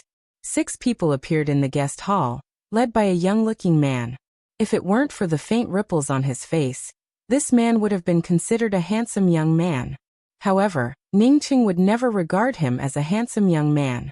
The Dao charm fluctuations coming from this man didn't lose out to the red-haired cultivator he killed. In fact, it felt even stronger. On each side of this young man was a charming young girl. One of the girls had silver hair but looked dignified. The other girl had a strange white skin and exuded a coquettish aura. Behind these 3 people were 3 other men. One of them was Yi Mingyuan, the one who had arranged the array formation and released the stinky black insects to trap Chuan Xinluo and the others. Standing beside Yi Mingyuan was a thin cultivator, who was not much better than a bamboo pole. Perhaps because this person was too thin, his face was like a skeleton, without any expression, looking extremely wooden. The last male cultivator wore a mask, making it impossible to see his appearance. Even his aura was concealed.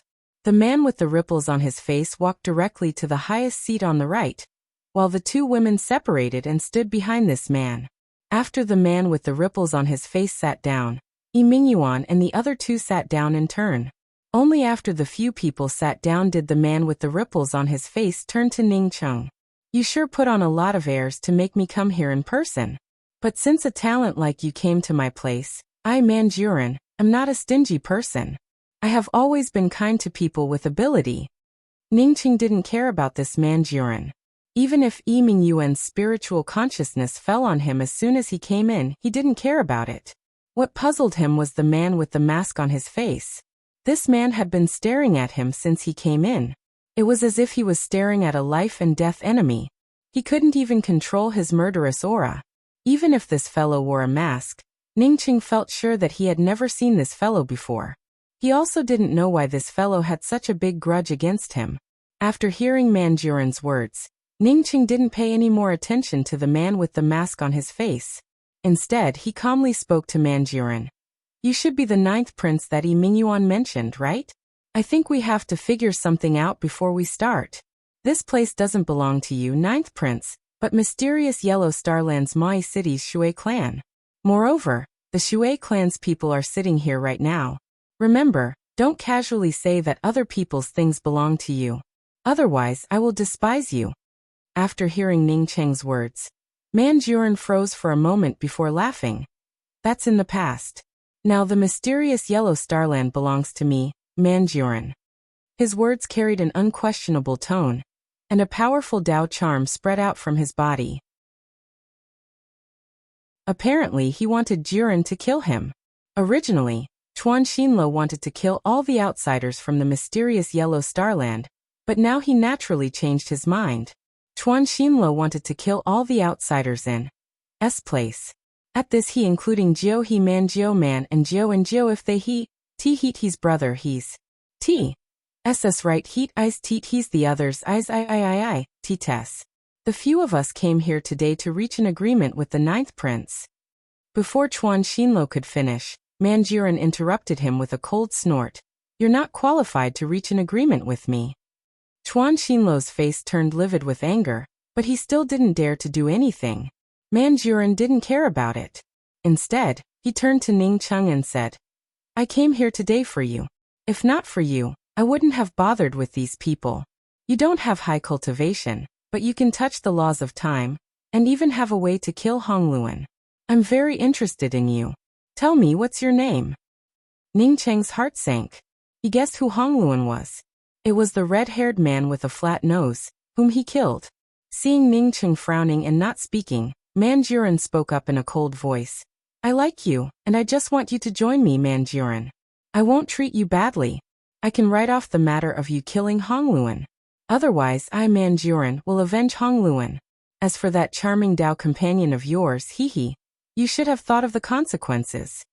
The masked male cultivator heard Manjurin say that Shin Mingyan was Ning Cheng's Dao companion, and clenched his fists even tighter. Ning Cheng spoke up with disdain. Manjurin, I think you've become a prince. You're just an idiot. When Manjurin heard Ning Cheng's words, the lines on his face turned horrifying. Today, he took the initiative to come to Ning Cheng's place to invite Ning Cheng to join him. It was the lowest position he had ever taken. If not for Ning Cheng's attainments in the Tao of Arrays and the laws of time spirit technique, how could he have come to this place? Now he was courteous to the wise, yet he was called an idiot by an ant. If he didn't kill this ant today, where would he, Manjurin, put his face? Manjurin liked talented people, but he wouldn't allow his subordinates to offend their superiors. Although Ning Cheng hadn't joined him yet, in his eyes, Ning Cheng had already offended his superiors. Kill them all. Leave the woman next to this ant. We'll kill her together later. After Manjuran finished speaking, he raised his hand and brought out a golden whip. Sure enough, a bunch of beasts. Shen Mingyan trembled in anger. The moment Manjuran shouted, Ningcheng brought out his celestial rainbow purgatory spear. Chuan Xinluo and Yi Jiufeng also brought out their weapons. For Ningcheng's side, Chuan Xinluo had the highest cultivation. Therefore, Ningcheng thought that Chuan Xinluo would hold off the ninth prince. Unexpectedly, after Chuan Xinluo brought out the burning sky-eroding sun pagoda, he rushed straight towards Yi Mingyuan and spoke with a stern voice. What's the use of array formations? Die for me. While speaking, white flames erupted from the burning sky-eroding sun pagoda, which almost melted the surrounding space. People who didn't know would have thought that Chuan Xinluo really hated Yi Mingyuan and chose to attack Yi Mingyuan. Only Ningcheng understood that Chuan Xinluo didn't dare to fight Manjuran and let him deal with Manjuran. Xiao Jierui and Zhangkong Tianji also brought out their weapons at the same time, and the two teamed up to deal with the bamboo-like cultivator. They could see that the strongest person here was the ninth prince, followed by Yi Mingyuan, and then the bamboo-like cultivator. As for the masked cultivator, although mysterious, he didn't seem to have a strong cultivation. At most, he was at the late-stage eternal realm. Yi Jiufeng was the last to take action. She was surrounded by the masked cultivator and the two women beside Chuan Xinluo. As for Shui Wuchang and Shen Mingyan, they were both in the heaven-seated realm. In this kind of battle, they couldn't intervene at all and could only retreat. The golden whip in Manjuran's hand shook, and layers of space surged. Let me see how powerful your laws of time-related spirit technique is. As soon as the battle started, Chuan Xinluo and the others rushed out. Shui clan's already dilapidated lair turned into a pile of rubble. At this moment, Maui City's space surged, celestial essence kept exploding, and all kinds of lore-related spirit techniques collided with each other. Maui City was already a ghost city, but under this kind of violent battle, even the broken buildings disappeared, turning into a crisscrossing ravine. Although Chuan Xinluo had been trapped by Yi Mingyuan before, he wasn't much weaker than Yi Mingyuan in terms of strength. The two fought from inside the city to outside the city, and the more they fought, the fiercer it became. Xiao Jierui and Zhangkong Tianji, on the other hand, fought to a draw with the bamboo-like cultivator. On the contrary, Yi Jiufeng had the upper hand. Yi Jiufeng's strength was second only to Chuan Xinluo. Although she had three opponents, they were relatively weak. Ningcheng stared at the space surging created by Manjuran. Looking at Manjuran's movements, he couldn't help but secretly complain in his heart. He knew that he wasn't Manjuran's opponent. Not only was he not this fellow's opponent, but the gap between them wasn't just 1 or 2 points. Although the other party didn't make a move, the layers of space surging created by the golden whip felt as if the entire universe was contained within the whip. As long as Ningcheng moved, the layers of space surging would crush him into powder. It's just that Chuan Xinluo didn't have the guts to give him the strongest opponent. This prince will let you make the first move. Otherwise, after I make my move, I'm afraid you won't be able to display any laws of time-related spirit techniques for the rest of your life. Manjuran stared at Ningcheng with a sarcastic tone. Ningcheng took in a deep breath. He knew that Manjuran wasn't talking nonsense. Once Manjuran made his move, this space would no longer belong to him. Even with his sunset's twilight, he might not be able to break free. In other words, if Manjuran made the first move, he might not even have the chance to make a move. Ningcheng's thoughts immediately connected to the 5-colored star splitter arrow. Apart from this arrow, he didn't know what other means he could use to suppress Manjuran. The difference in strength between him and Manjuran was just too great. A strong desire rose in his heart, a thirst for strength. The 5-colored star splitter arrow had severely injured him when he tried to kill Hongluan. How long had it been? He wanted to use the 5-colored star splitter arrow again.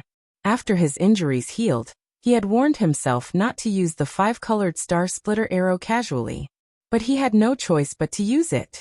The last time it was to complete the mysterious yellow bead. But this time, it was to save his life. You two leave immediately. Leave the mysterious yellow starland. Leave this place to me. Ningcheng sent a voice transmission to Shui Wuchang and Shen Mingyan. Apart from him and Manjuran, Only Shui Wuchang and Shen Mingyan remained. The rest had long since left Mai City. Shui Wuchang understood that things had already reached this point. If she stayed here, she would only be a burden.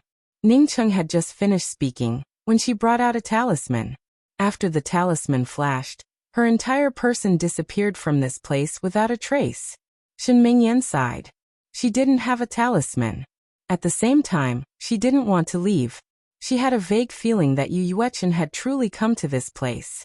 Seeing Shui Wuchang use the talisman to leave, Manjuran snorted. Since you don't want to fight, then die. The golden whip rolled up, and for a moment, the entire sky above Mai City turned into a tumbling space. A thought that he didn't belong in this place rose up in Ning Cheng's heart for no reason. Ning Cheng's sea of consciousness stirred, and the next moment he brought out the 5-colored star-splitter arrow. Chapter 807. Ning Cheng had used the 5-colored star-splitter arrow before and knew how terrifying this arrow was. As long as he started using it, he couldn't take it back. Therefore, he had to shoot it. Moreover, if the 5-colored star-splitter arrow didn't absorb enough celestial essence and didn't have enough spiritual consciousness, it wouldn't be able to shoot it. It could only continue to absorb the celestial essence of the person who shot it. If one didn't have enough strength, even before the 5-colored star-splitter arrow's backlash, the violent absorption would turn the person who shot it into jerky. Manjuran looked at Ning Cheng with a sneer, but he didn't make the first move. It wasn't that he wanted to keep his promise, but that he still hoped that Ning Cheng could become his subordinate. Once Ning Cheng made his move, he would find that the laws of time-related spirit techniques were nothing in his eyes. At that time, he might have no choice but to rely on him. He was a person who did great things, and he lacked subordinates who could touch the laws of time.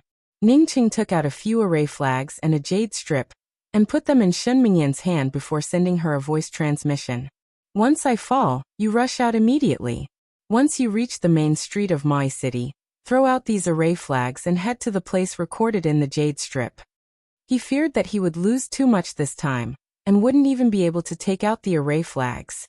Fortunately, Shen Mingyan was here. If Shen Mingyan weren't here, he would have called out Chasing Bull. Ning Cheng had just finished doing this when the 5-colored star-splitter arrow he shot out turned into a 5-colored crescent rainbow suspended in the air. A black arrow exuding a terrifying killing intent landed on the 5-colored crescent moon. Manjuran's expression changed. The violent and terrifying killing intent swept over the sky. At this moment, the entire space no longer fell under Manjuran's control. Instead, the black arrow swept over everything. After the black arrow swept through the violent killing intent, it started to fade, and the colorful array also started to fade. Manjuran's eyes filled with horror. For the first time, he felt fear. He couldn't do anything. Under the powerful arrow intent, he could only watch helplessly. Stop. After you shoot this arrow, I'll definitely be fine. But everything related to you will turn to dust. Manjuran shouted frantically. He hoped that Ning Cheng would believe his words. Although Ning Cheng couldn't kill him after shooting this arrow, he didn't want to lose even a few mysterious yellow starlands in exchange for his losses. Ning Cheng couldn't stop. The first time he brought out the 5-colored star-splitter arrow, the slow absorption of celestial essence, and the slow release of the arrow. This time, Ning Cheng's celestial essence and spiritual consciousness crazily poured into it. He feared that the 5-colored star-splitter arrow's killing intent couldn't completely lock onto Manjuran. Therefore, he wanted to shoot the 5-colored star-splitter arrow in the shortest time possible. His blood essence burned frantically once more, and his lifespan piled up and burned as well. There was only one goal in his mind, and that was to quickly shoot the arrow. He couldn't let Manjuran break free from the star-splitter arrow's killing intent, nor could he let Yi Mingyuan and the others come in to help. The gray color of the 5-colored star-splitter arrow filled this space. Manjuran didn't continue to ask Ning Cheng to stop. He could see that even Ning Cheng couldn't stop. His eyes flashed with a trace of hatred. If he did not kill Ning Cheng, he would not rest. If he knew that Ning Cheng didn't use a laws of time-related spirit technique, if he knew that Ning Cheng had brought out a 5-colored star-splitter arrow, if he regretted letting Ning Cheng shoot the arrow. He regretted wanting to see what Ning Cheng's laws of time-related spirit technique looked like. There were many what-ifs in the universe, but he didn't have such a powerful spirit technique to display. At this moment, an image of a powerful spirit technique appeared in his mind. Unfortunately, it was only something he could look up to. It was also a laws of time-related spirit technique, not the low-level laws of time-related spirit technique that this ant in front of him used to cast the time wheel. Instead, it was a powerful laws of time-related spirit technique. Although Shen Mengyan stood behind Ning Cheng and couldn't feel the endless killing intent eroding her, the terrifying killing intent still made her face pale and her body tremble. She didn't know what to do. She had never seen such a terrifying killing intent before. She felt sure that if she stood in front of Ning Cheng and faced this arrow, she wouldn't even need to shoot it. In that case, there was no need for the arrow to be fired. She would have collapsed by herself first. Seeing Manjurin's eyes filled with horror, Shen Mengyan's heart calmed down a bit. She let out a sigh of relief and turned her gaze to Ning Cheng. But then, her expression changed drastically once again. Ning Cheng's body trembled, his face turned gray, and even his hair slowly turned gray. Blood continued to flow from the corners of his mouth, and the bones in his body creaked. It felt as if he would collapse to the ground at any time. Shen Mengyan was also a heaven-seated powerhouse, so she naturally understood what was going on. Ning Cheng not only burned his celestial essence and spiritual consciousness from his sea of consciousness, but he also burned his longevity. What kind of arrow was this? Why was it so terrifying? Whoosh! The five-colored star-splitter arrow in Ning Cheng's hand finally shot out, and the killing intent that had been condensing around him for a long time burst out at this moment. Spatial cracks appeared out of thin air, and the gray-colored death aura condensed into a single point.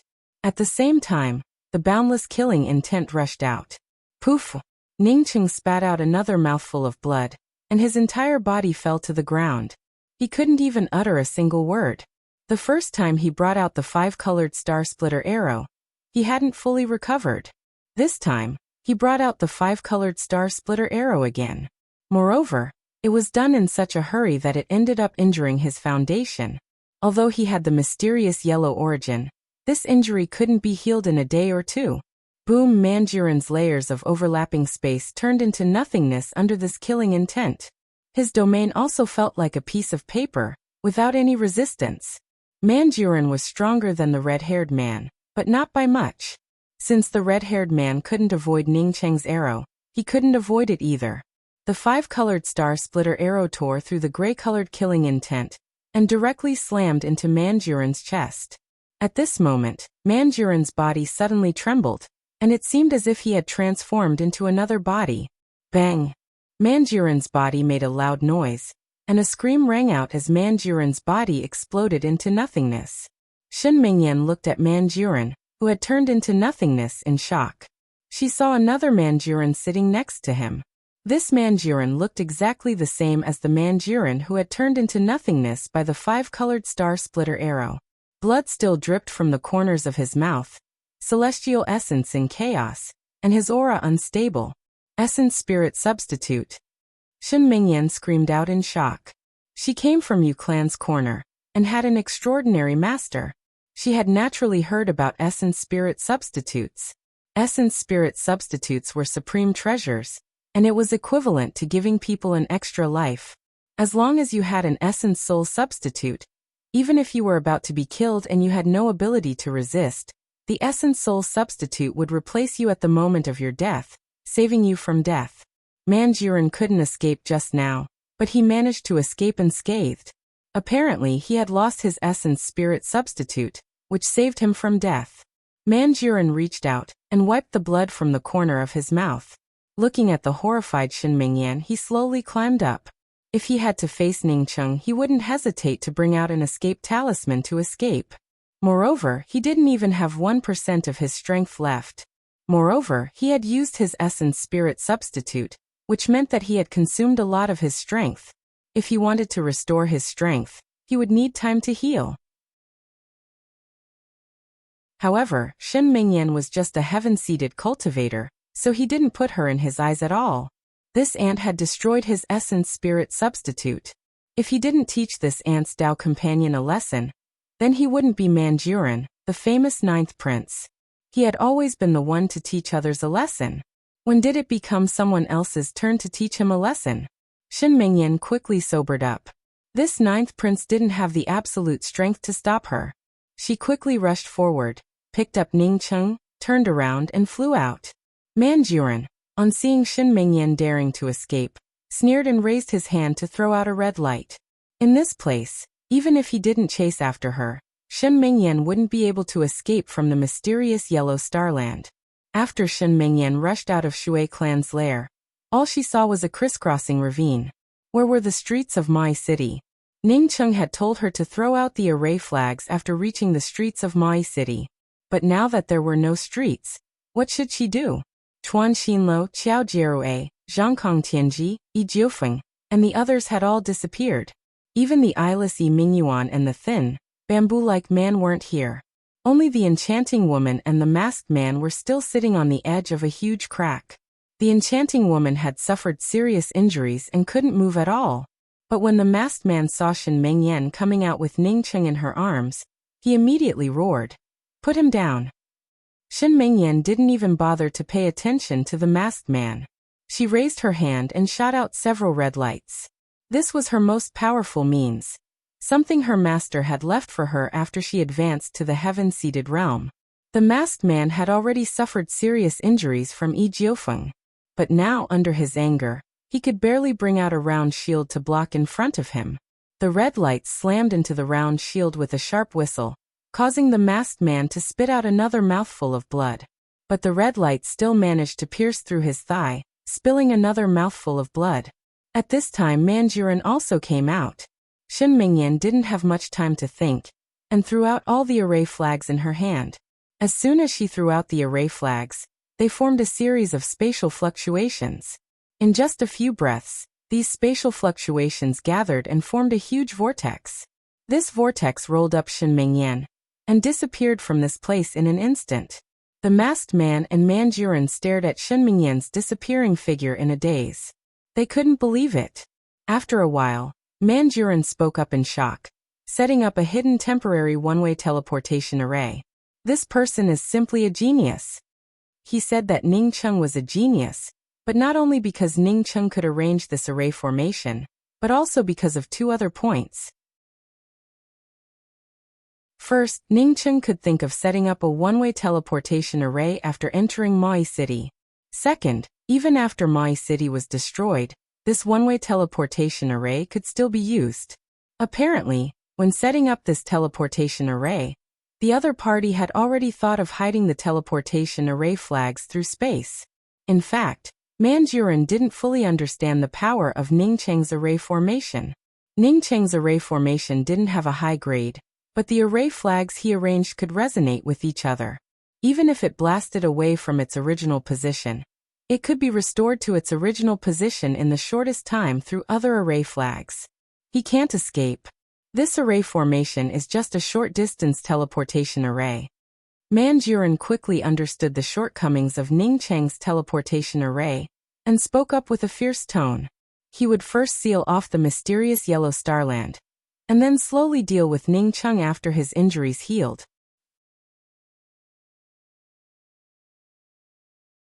Chapter 808.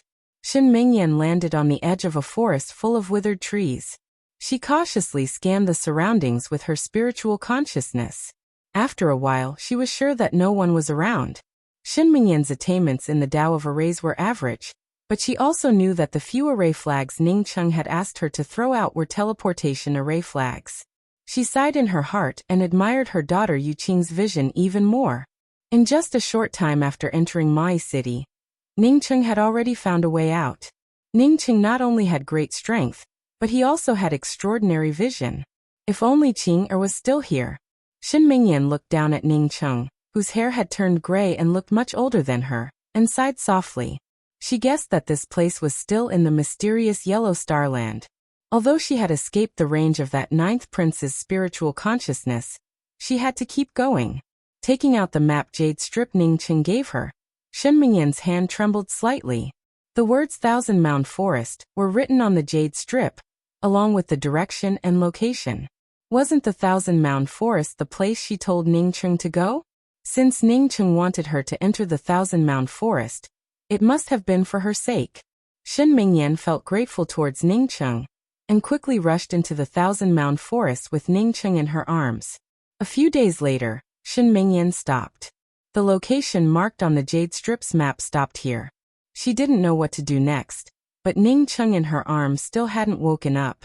Thump! A terrifying sound emerged, and Shen Mingyan opened her mouth and spat out a mouthful of blood. This thumping sound almost turned her 5 viscera and 6 bowels upside down.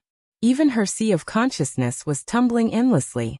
What kind of sound was this? Why was it so terrifying? Shen Mingyan quickly retreated. If this terrifying sound came out a few more times, even without the 9th prince's pursuit, she would die here. Aunt Yin, many thanks to you. Ningcheng opened his eyes. He was also awakened by the same thumping sound.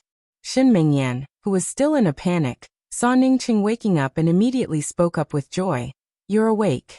We're all family. What's there to thank? These were Shen Mingyan's subconscious words.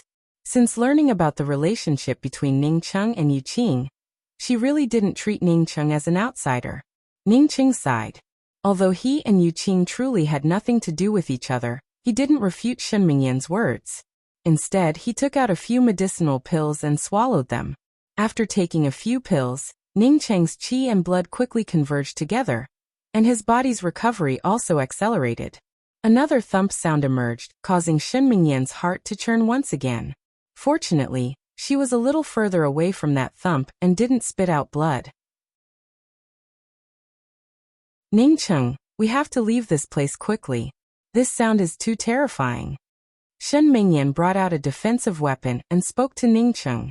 This voice seemed to contain a kind of Dao charm, which even her celestial essence couldn't suppress. Ningcheng took in a deep breath and spoke. Aunt Yin, we can't leave. Although the sound was terrifying in this place, we could still keep our lives. Once we leave the altar of Forefathers' library, we will definitely die. With Manjurin's character, it would be strange if he would let us go after I crippled his substitute. Ningcheng still retained some consciousness when he fell.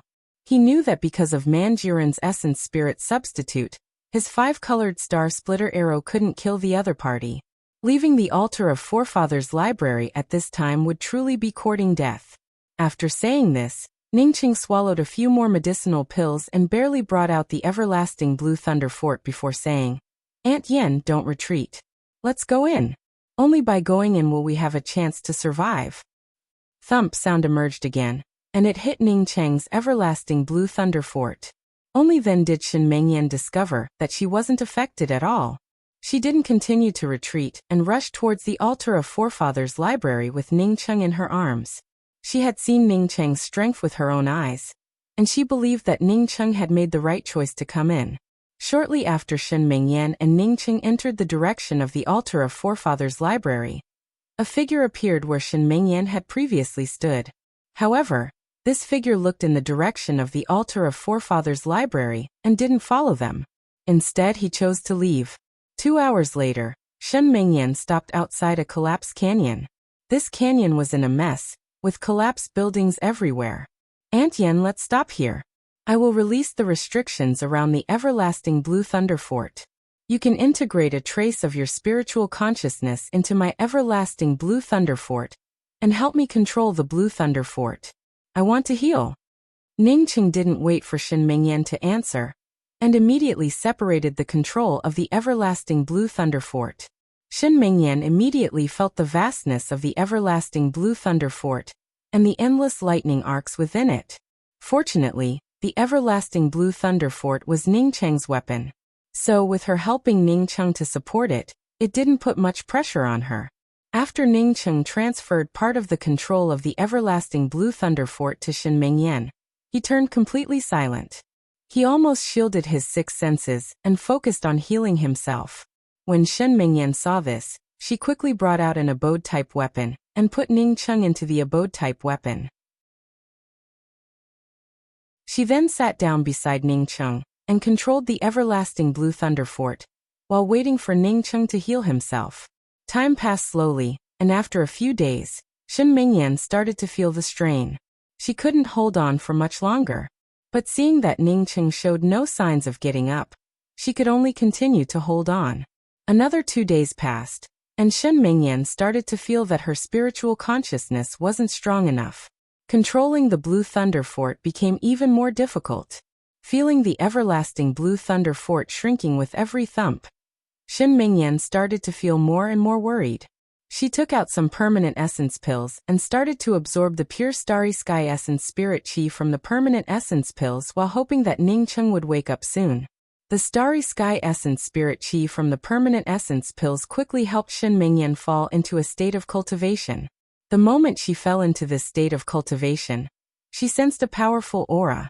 This aura immediately dissolved some of the remaining pill toxins and impurities in her body. At the same time, it also purified her sea of consciousness and meridians. Not only did she absorb the permanent essence pills at a faster rate, but she also gained a deeper understanding of spirit techniques and Tao laws. Shen Mingyan subconsciously moved closer to Ningcheng. The closer she got to Ningcheng, the more powerful this aura became. Shen Mingyan, who was immersed in cultivation, vaguely sensed that the aura affecting her cultivation was an origin aura. She didn't force herself to wake up. This was a once-in-a-lifetime opportunity. What Shen Mingyan absorbed was indeed an origin. It was the mysterious yellow origin that Ningcheng absorbed during his cultivation and healing. Generally, when Ningcheng cultivated, no one would stay by his side. But this time, Shen Mingyan staying by his side was a complete accident. Under Ningcheng's mysterious yellow formless, the mysterious yellow origin continued to circulate through her entire body.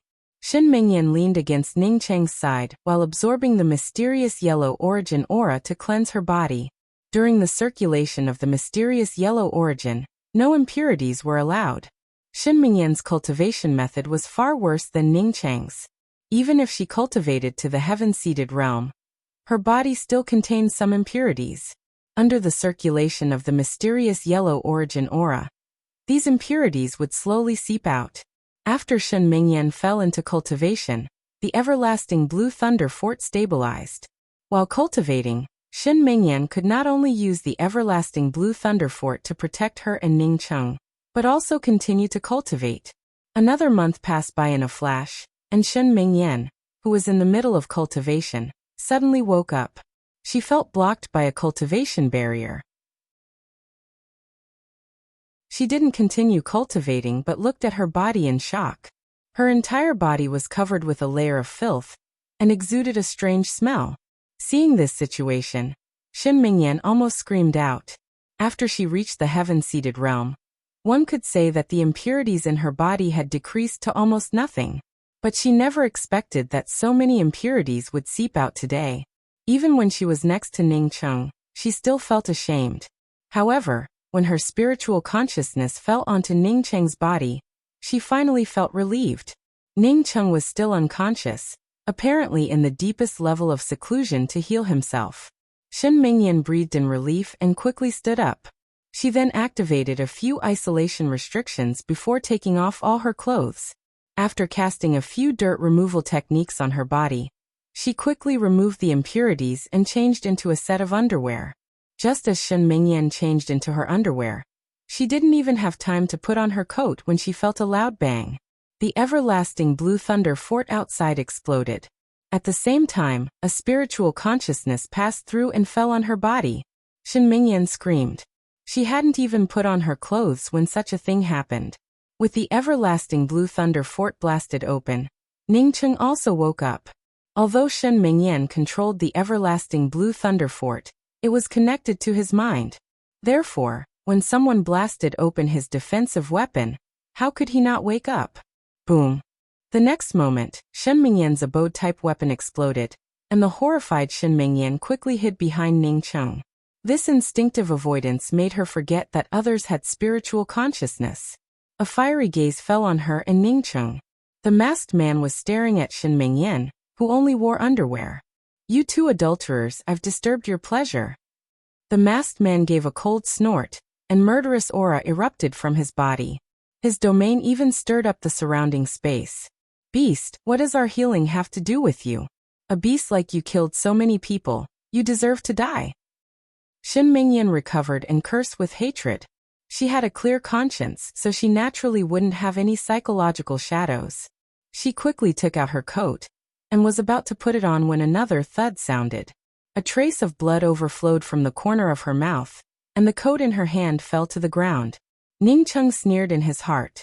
A mere late-stage eternal cultivator dared to disturb his healing?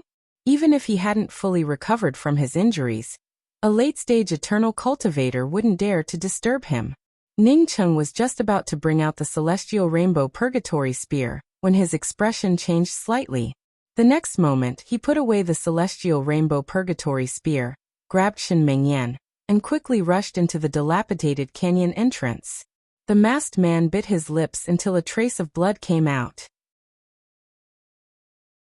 He looked in the direction Ning Cheng disappeared, but didn't continue to chase. After a few breaths, two more figures landed beside him. One of them was the eyeless Yi Mingyuan, and the other was a man in green robes. Yi Mingyuan looked in the direction Ning Cheng disappeared and spoke with a slightly hoarse voice. This person is quite powerful.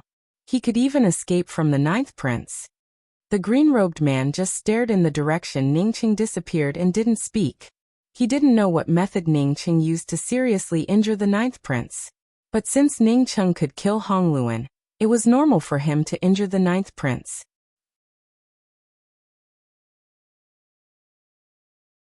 Chapter 809. Thump Thump. The everlasting blue thunder fort blocked all the sounds.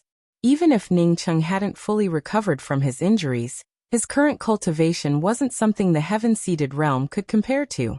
Ning Cheng walked in several directions, but didn't encounter any spatial devouring formation.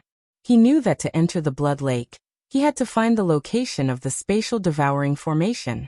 After another incense stick worth of time, a burst of spatial collapse appeared behind Ning Cheng. Shen Mingyan's face turned pale. She had never seen such a powerful spatial collapse. It's here. Ning Cheng sped up and rushed forward. He now understood that this place should be a huge spatial collapse formation. Entering this place, one had to face certain dangers. If one was unlucky, one might even end up swallowed by this spatial collapse formation. Ning Cheng kept going down. When the space behind him collapsed and disappeared, Ning Cheng finally stopped. Only when everything around him disappeared did Ning Cheng stop. What is this place? Shen Mingyan asked in shock after Ning Cheng put her down. Everything in front of her was dark red, and there seemed to be a fishy smell everywhere. But she soon found that she didn't seem to have put on a coat, and quickly took out a dress and put it on. Seeing that Ning Cheng's attention wasn't on her, Shen Mingyan breathed in a sigh of relief. She took a few steps forward and asked, Ning Cheng, do you know where this place is? Did you come here on purpose? Ning Cheng's spiritual consciousness carefully observed the surroundings. He understood that this place was man-made.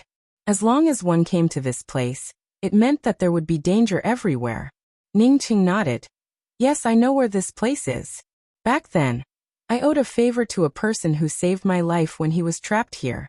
When he saved me, I promised that I would come and save him. Now that the ninth prince has taken over the mysterious Yellow Starland, I worry that one day the ninth prince will refine this place completely. At that time, I won't even have a chance to repay his kindness. Shen Mingyan felt surprised. Ning Cheng had come to this place? Ning Cheng quickly walked forward and soon stopped again. Shen Mingyan opened her mouth wide and looked at the scene in front of her in shock. She saw a blood lake with a huge heart in it. Not to mention that she had never seen such a big heart before.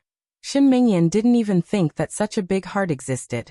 His heart was beating non-stop, and every time it beat, it would make a loud dong sound. Shen Mingyan finally understood where that soul-piercing thump sound came from. She never thought that a heart could contain such a powerful force. If not for Ning Cheng having this blue thunder fort, she would not have been able to stand up straight. This blood lake, this heart. Shen Mingyan muttered to herself. She could see that this heart came from a human body. What kind of giant would have such a huge heart? Aunt Yin, you stay here. The everlasting Blue Thunder City will protect you. I'll go save them. Ning Cheng stared at the blood lake while speaking to Shen Mingyan. Save who? There's no one here. Shen Mingyan spoke up in doubt. Ningqing looked at the blood lake in front of him and spoke in a dignified manner. This blood lake is very terrifying. There are endless insects inside. Our breaths will be transmitted into the blood lake. After a while, the worms in the blood lake will definitely come out. While talking to Shen Mingyan, Ningqing's eyes kept staring at the blood lake. The heart in the blood lake wasn't that big. However, this heart contained countless dark red insects. These insects could explode the heart and swarm out. He even doubted that the heart would still beat even if he killed all the bugs. Shen Mingyan subconsciously shuddered when she heard Ningqing's words. When Ningqing spoke about the endless insects, she immediately recalled the scene of those terrifying black insects surrounding her when she first entered the mysterious yellow starland. The blood lake seemed to have been startled by the conversation between him and Shen Mingyan. Blood bubbles started bubbling up, followed by a dense cha-cha-cha-cha sound. Shen Mingyan looked at the endless red insects crawling out of the blood lake, and her scalp felt like it was going to explode. These bean-sized dark red insects, covered in mucus, piled up one by one and crawled out of the blood lake. As if they had smelled her and Ningqing's auras, they all swarmed towards them. At the same time, a terrifying pressure came from the space around them, and Shen Mingyan felt the pressure of controlling the everlasting blue thunder fort increase. Aunt Yan tried to control the everlasting blue thunder fort. I'll go save them. Ningqing brought out the celestial rainbow purgatory spear. If he were still in the heaven-seated realm, Ningqing would have been suppressed. But Ningqing's current cultivation was much stronger than when he was in the heaven-seated realm. Even if he hadn't fully recovered his strength, he still wasn't someone in the heaven-seated realm could compare to. As the endless insects rushed towards Ningqing, Ningqing raised his hand and brought out a time wheel. These insects weren't just disgusting. They were also extremely hard. However, Ningqing believed that no matter how hard these insects were, they couldn't withstand a law of time-related spirit technique, like the light wheel. The gray time wheel swept out and crushed the piles of dark red insects into nothingness. Ningqing finally breathed in a sigh of relief. He wasn't afraid of these insects, but he was afraid that he couldn't kill these insects. As long as the time wheel could kill these insects, he didn't have to worry about them. No matter how many insects there were, no matter how powerful they were meaningless in front of the time wheel that could sweep everything. As the insects continued to pile up and rush towards Ningqing, Ningqing kept shooting out array flags while bringing out the time wheel from time to time. He knew that these insects, driven by the altar of Forefathers' library, would form a huge blood-sucking grand array. This blood-sucking grand array could even suck out all the essence blood in his body. Ningqing worried that he couldn't resist it, so he arranged the array formation first. As long as he killed these insects, once the black altar of Forefathers' library came out, he would have one less threat. Ningqing's time wheel swept away the waves of dark red insects, but they still continued to rush towards Ningqing's time wheel. Ningqing could clearly see the water level in the blood lake drop a little, and he understood that it should be caused by his time wheel killing many insects. Perhaps because of Ningqing's terrifying strength, the insects in the blood lake burst out with bursts of woo-woo screeches. At the same time, the huge heart exploded again, and a mountain of insects swarmed out. Ningqing couldn't wait for more and more insects to appear. Therefore, he kept shooting out the time wheel. These insects couldn't even last half a breath in front of the time wheel. At this moment, a loud rumbling sound emerged, and Ningqing took in a deep breath. He knew that the altar of Forefathers' library was about to come out. Sure enough, after this rumbling sound, a huge black altar appeared on the opposite side of the blood lake, with the words Forefathers' library engraved on the altar. A whimpering sound came from the altar, and the insects stopped rushing towards Ningqing after hearing the whimpering sound. Instead, they began to line up in a certain pattern. In a short time, a blood-sucking grand array formed by these insects was arranged. Ningqing was very clear that each of the insects here represented an array flag. Ta-ta! Walala! At the same time that the black altar of Forefathers' library appeared, the giant dragging the heavy iron chain also appeared. Ningqing naturally understood that once the altar of Forefathers' library appeared, the giant would have to appear. The purpose of the giant's appearance was to provide essence blood to the altar of Forefathers' library. Ningqing didn't want the giant's essence blood to be absorbed by the blood lake. He raised his hand and shot out a time wheel towards the blood-sucking grand array formed by the insects. In Ning Cheng's view, as long as he blew up the blood-sucking grand array, the giant's essence blood would not be absorbed by the blood lake. Maybe this altar of forefathers' library would also be useless. Shen Mingyan, who stood behind Ning Cheng, stared at the 10-feet-tall giant in a daze. She really couldn't hold back her tears. She had suffered this kind of pain, so she knew the suffering of giants. Back then, she had also been locked in a water prison, and it was Ning Cheng who had rescued her. This giant was even more miserable than her. There was a huge hole in his chest, one of his eyes was blind, and the other had been dug out. Even his arm was left with only one. Whether it was his chest that had been dug out or his eye that had been dug out, black blood kept flowing down. The giant arched his body and tried to grab the heart in the blood lake, but both his feet and one of his hands were locked by a thick iron chain. His hand could only reach the surface of the blood lake, and he could no longer extend it even a little bit. I sacrifice my blood. Give me back my heart. I sacrifice my blood. Give me back my eye. The giant's mournful voice made Shen Mingyan feel even more sad. Who was so vicious? Who was so inhumane to torture a person like this? It would be better to just kill that person directly. Ning Cheng's time wheel slammed into the blood-sucking grand array formed by the insects and splashed out a dark red Dao charm light. However, the time wheel unexpectedly blocked it, and could no longer kill the insects. Ning Cheng felt shocked.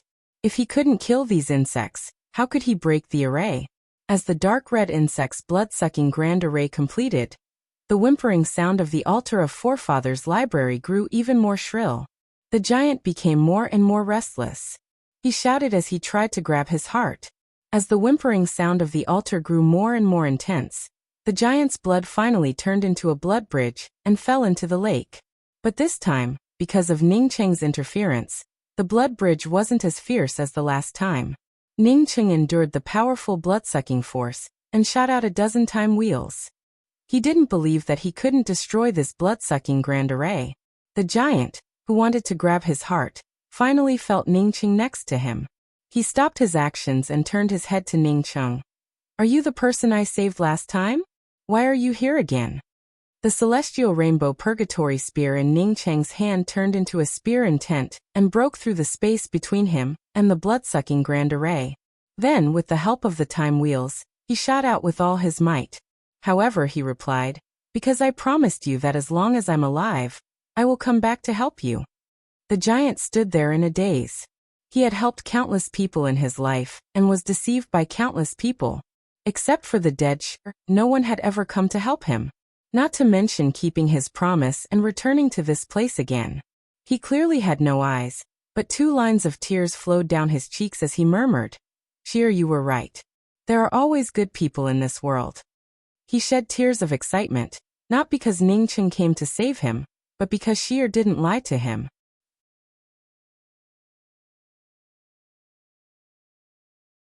Chapter 8:10. Boom.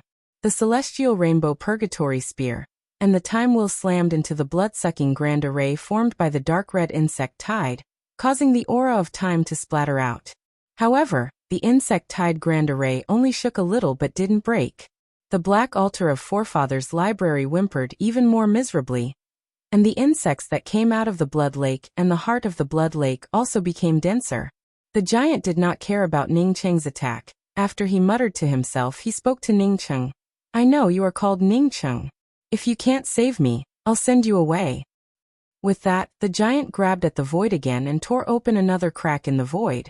After tearing open space, the giant no longer paid any attention to Ning Cheng and continued to rush towards the blood lake. Ning Cheng could clearly see that the spatial crack opened by the giant this time was much smaller compared to the last time. Ning Cheng didn't leave, nor did he care about the spatial crack opened by the giant. The celestial rainbow purgatory spear came to a standstill over the blood-sucking array formed by the dark red insects, and the frequency of Ning Cheng's movements grew more and more urgent. The time wheel blasted into the blood-sucking insect array one after another, and the blood bridge connecting the giant to the blood lake also came to a halt at this moment. Ning Cheng cast Sunset's Twilight and the time wheel spirit technique at the same time. He let the blood-sucking insect array come to a standstill in the blink of an eye. At the same time, he kept blasting out time wheels. This time, he didn't conjure a sunset. All he wanted was for time to stop. Even if it was only for a breath of time, it would be enough. No matter how powerful the blood-sucking bug array was, it was just something that could be controlled. Once the laws of time came to a stop, he would be able to blast open this tenacious blood-sucking array. Bang bang. One after another, the time wheels slammed into the blood-sucking insect array, causing the blood-sucking insect array, which had remained still for less than a breath, to loosen up for the first time. The moment the blood-sucking insect array loosened, the celestial rainbow purgatory spear, which had been suspended above the blood-sucking insect array for a long time, slammed down. The whimpers coming from the altar of forefathers' library turned sharp, but even so, it couldn't stop Ning Cheng's celestial rainbow purgatory spear. The celestial rainbow purgatory spear turned into a spear intent that traversed space and shot down without leaving a trace. With that kind of power, even if a planet stood in front of the celestial rainbow purgatory spear, it would most likely turn into nothingness. Catcha! The blood-sucking insect array, which was clearly composed of insects, gave out a cracking sound under Ning Cheng's celestial rainbow purgatory spear. The blood-sucking insect array loosened up completely at this moment. Almost at the same time as the blood-sucking insect array loosened, several time wheels blasted out. The time wheel rolled over the countless insects, and the previously tough insects disappeared without a trace. Without the obstruction of the array formation, these dark red insects couldn't resist Ning Cheng's time wheels for even a moment. Since Ning Cheng had already blown up the insect array, even if the scattered insects rushed up, it would only lead to their deaths. The moment the blood-sucking insect array was blown apart by Ning Cheng, the blood bridge that flowed from the giant to the blood lake abruptly broke apart. The giant could not believe it as it once again turned its head towards Ning Cheng. Not only did Ning Cheng not leave, but he also stopped his blood from flowing into the blood river. Without the blood-sucking insect array, the altar of forefathers' library's control over the giant immediately weakened. At least the giant would not continue to crazily grab his heart. At this moment, the three chains on the giant's body suddenly began to shrink, as if they were going to pull the giant back into the abyss. Ning Cheng's expression changed. If the giant got pulled back again, he wouldn't be able to save this giant at all. He didn't know where this giant came from, and this giant wasn't even locked in this interface. He must not let the giant get pulled away. Ning Cheng raised his hand and shot out a few time wheels towards the altar of forefathers' library. When the time wheels hit the altar of forefathers' library, it only produced a gray light before the aura of time disappeared without a trace. His time wheels couldn't do anything to this altar of forefathers' library. You can't destroy that altar. The giant tried to forcibly stop his body from being pulled back by the three iron chains. But the pulling force was too strong, and the giant's body made cracking sounds. He only managed to hold on for a moment before the three chains continued to pull him back. Even without the giant's reminder, Ning Cheng's time wheels hit the altar of forefathers' library. He understood that he couldn't destroy the altar of forefathers' library with his current strength. He quickly brought out the celestial rainbow purgatory spear, and condensed all his celestial essence to attack one of the chains. Only by breaking these three chains would he be able to save the giant. Boom! The violent celestial essence force exploded on the chain, but Ning Cheng soon felt disappointed. Even after he attacked with all his strength, the chain couldn't even leave a mark. Ning Cheng knew that it wouldn't make any sense for him to smash the three chains with the celestial rainbow purgatory spear. The grade of these three chains was not something his celestial rainbow purgatory spear could break, nor could he break them with his cultivation. Seeing the giant getting pulled further and further away, Ning Cheng grew more and more anxious. If he couldn't save the giant this time, he might even end up harming the giant. Ning Cheng, thank you for coming to save me. I'm leaving. No matter if we can meet again in the future or not, you will always be my second friend. The giant felt Ning Cheng's disappointment and anxiety, and tried to persuade him instead. The distant altar of forefathers' library's screams grew sharper and sharper. The louder the altar's screams, the greater the pulling force on the giant. Ning Cheng felt angry. But he also knew that he couldn't blow up the altar of Forefathers' library. Ningcheng had never felt so small before. Even against the ninth prince, when he was at an absolute disadvantage, he didn't feel this way. This feeling was too uncomfortable, and it made him unable to breathe. I'm too weak. Ningcheng clenched his fists and watched the giant's figure about to be pulled into the darkness. He felt extremely uncomfortable in his heart.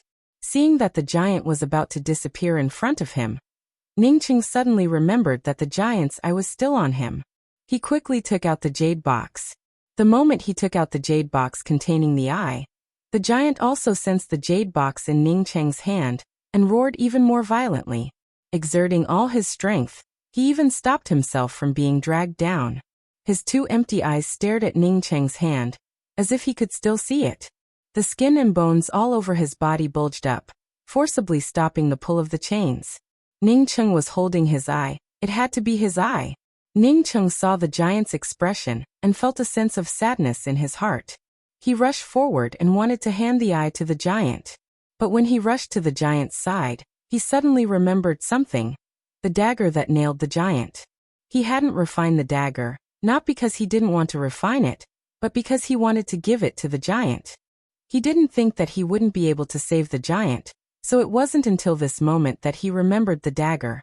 Ningcheng quickly took out the dagger, rushed behind the giant, raised the dagger in his hand and slashed down.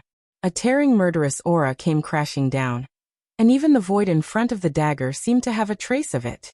A shallow gap appeared on the chain, but Ningcheng's heart was filled with regret. He regretted that he did not refine this dagger. If he had refined this dagger, he would have definitely been able to cut off these 3 chains. But now it was too late. At his speed, he feared that the giant would be pulled into the void before he could even cut off one of the chains. Sure enough, after Ningcheng's dagger slashed down, the altar of Forefathers' library in the distance started to emit a trace of black aura, and the shrill cries became even more violent. The moment Ningcheng took out the dagger, the giant turned his head towards the dagger in Ningcheng's hand, and a hint of surprise appeared on his face. Ningcheng, give me the dagger. Ningcheng did not hesitate to put the dagger in the giant's hand, and the dagger seemed to suddenly grow bigger in the giant's hand. The giant held the dagger and chopped down on the chain that locked him. Chi. The space around him made a chi-chi fluctuation, and a dark spatial crack appeared in front of the dagger. A violent killing intent invaded, and Ningcheng, who was standing a little further away, felt a chill. Kacha. The chain that locked the giant's wrist made a kacha sound, and like a piece of tofu, it was cut off by the giant. The giant bent down and chopped down twice in succession. Kacha kacha. With 2 more kacha sounds, the giant cut off the 3 chains himself. After the 3 chains were cut off by the giant, they were instantly dragged into the void and disappeared without a trace. After cutting off the chain that locked him, the giant let out a violent roar, grabbed the dagger, and rushed towards the dark altar of Forefathers' library. The altar seemed to feel that something was wrong, and with a shrill scream, retreated into the dark void like the chain, and disappeared without a trace. Seemingly knowing that he couldn't catch the altar, the giant sighed, and the violent rage gradually subsided. He then reached out and grabbed the heart in the blood lake. Not knowing if it was because Ningcheng killed the insects that escaped from the heart had become very dim, and even the sound of its heartbeat had turned flat. Ningcheng also put away the everlasting blue Thunder City. With the giant controlling his heart, the heart's beating Dao charm would no longer hurt Shen Mengyan. The insects disappeared, the altar retreated, and the giant grabbed the heart. Ningcheng put away the everlasting blue Thunder City, and Shen Mengyan also came out. When she saw the giant grab the heart, she exclaimed, "Big guy, there are a lot of insects in that heart." The giant shook his head. After Ningcheng saved me, these insects turned into nothingness. Only after the altar locked me in place could the altar's Dao charm allow them to survive. Now that I'm free, and without the altar, these insects will disappear. After saying that, the giant put the heart in the blood lake again. Ningcheng and Shen Mengyan watched in surprise as the blood lake quickly faded, and the blood lake also started to get shallower. At the same time, the heart also slowly regained some of its previous vitality. Although its heartbeat still felt weak, It no longer looked like it was on the verge of death. Ning Cheng handed the jade box containing the eye to the giant. The last time I felt your aura was the same as the aura of this eye. I thought you must have lost it. After I went out, I deliberately found it for you. The giant took the jade box and opened it. Then he took out the eye and put it into his empty eye socket. The eye seemed to have a life of its own. As soon as it fell into the giant's eye socket, it quickly merged with the giant, and no one could see any abnormalities. The giant still didn't speak. Instead, he grabbed the heart in the blood lake, which had regained some of its vitality, and pressed it against his chest. The giant's heart quickly healed, and soon, the giant hole in his chest disappeared. At this time, even Shen Mengyan could feel the giant's aura growing stronger. Only then did the giant hand the dagger to Ning Cheng. Thank you. You saved me. You're much better than that Yu Yuechen.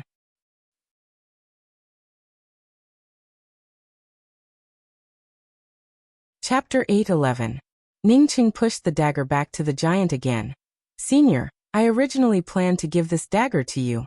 This dagger nailed your eyes, and I believe that one day, you can use it to nail your enemy's eyes. What? Did you just say Yu Yuechen? Before the giant could speak, Shen Mengyan, who had already walked to Ning Cheng's side, spoke up with excitement. Seeing Shen Mengyan's excitement, the giant immediately replied, Yes, many years ago, a man named Yu Yuechen also came here by accident. He told me that as long as I saved him, he would definitely come to save me in the future. But later he didn't come. Ning Cheng naturally knew who Yu Yuechen was. He immediately recalled what the giant said when he asked the giant to save him. Many years ago, I also helped a person in the same way, but he never came back to help me. At that time, Ning Cheng cursed this unscrupulous fellow in his heart. Fortunately, the giant had a good heart and helped him. Ning Cheng feared that Shen Mengyan would feel sad, and was about to speak when Shen Mengyan spoke up in front of him. Senior, maybe he was delayed by something. I think he will come back in the future if he has the chance. The giant shook his head. When I saved him, I knew that he wouldn't come. I have a feeling when I look at people, that is, I can tell if this person is lying or not. Yu Yuechen should be the kind of person who doesn't mean what he says. If he didn't have something to delay him, he wouldn't have come to save me. When he secretly took a drop of my blood from the blood pool, he probably thought that I didn't see it. Shen Mengyan lowered her head. She really wanted to ask Yu Yuechen about the reason he came here, but the giant's words left her with no face to ask. She couldn't understand why the giant would still save Yu Yuechen if he said that he knew that Yu Yuechen wouldn't come to save him. The giant obviously wasn't as slow as his body. On the contrary, he spoke very clearly, and his intelligence wasn't low. He could see that Shen Mengyan and Yu Yuechen knew each other, and he could also see what Shen Mengyan was thinking. He spoke up calmly. Even if I had to do it again, I would still save him. After saying that, the giant looked up at the endless void. It seemed to be answering Shen Mengyan's words, but it also seemed to be talking to himself. She told me not to treat a life based on my own impression. It's unfair to them. At any time, in any place, there are always good people. She wouldn't lie to me, and neither would she lie to me. Speaking until here, the giant retracted his gaze and looked at Ning Cheng. Thank you. It was you and Sheer who strengthened my faith. You are also my friend. My name is Pan Qian, and I come from the Great Change Realm. From now on, we are friends. You can call me Pan Qian. He only thought about what Sheer said about being unfair to others, but he didn't seem to think about whether it was fair to him that others didn't come here to repay him. Great Change Realm? What is this place? Ning Cheng asked in doubt. He knew that there were many things that he did not understand. From the looks of it, Pan Qian came from a very high-level interface. If he wanted to ask him, he might even be able to inquire about Song Wei's whereabouts.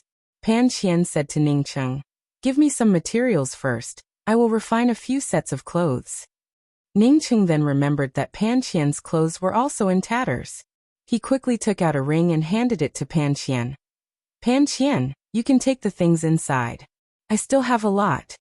The ring contained 5-star veins, a pile of permanent essence pills, and a pile of artifact crafting materials. Pan Qian didn't stand on ceremony with Ning Cheng. When the ring reached his hand, the pile of materials quickly transformed into several sets of clothes. His artifact crafting method was completely different from Ning Cheng's. Ning Cheng didn't even feel any spatial fluctuations before he finished refining.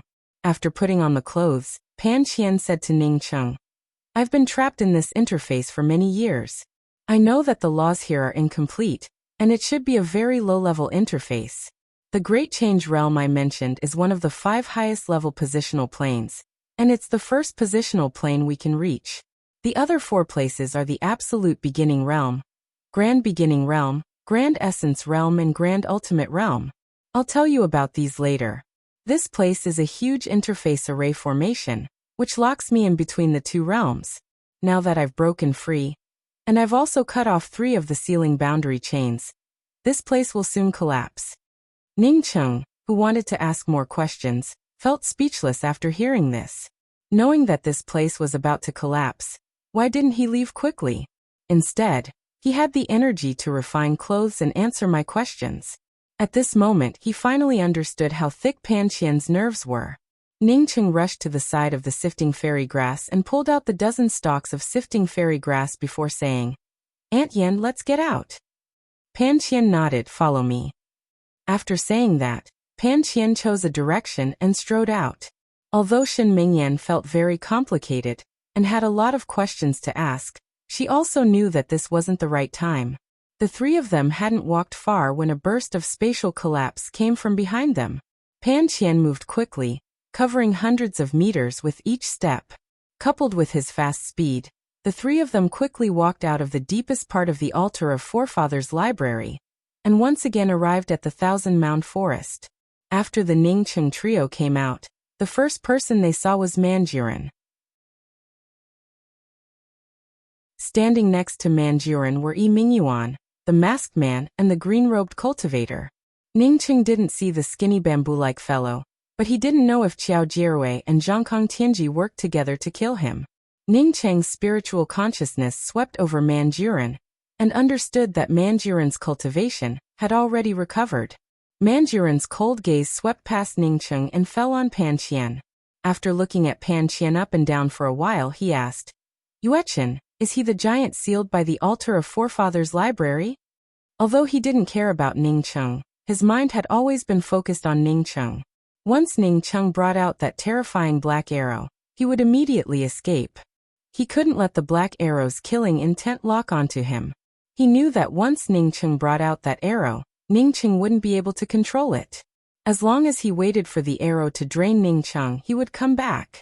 At that time, Ning Cheng would be at his mercy. The masked man bowed and said, "Yes, Ninth Prince, it's this person.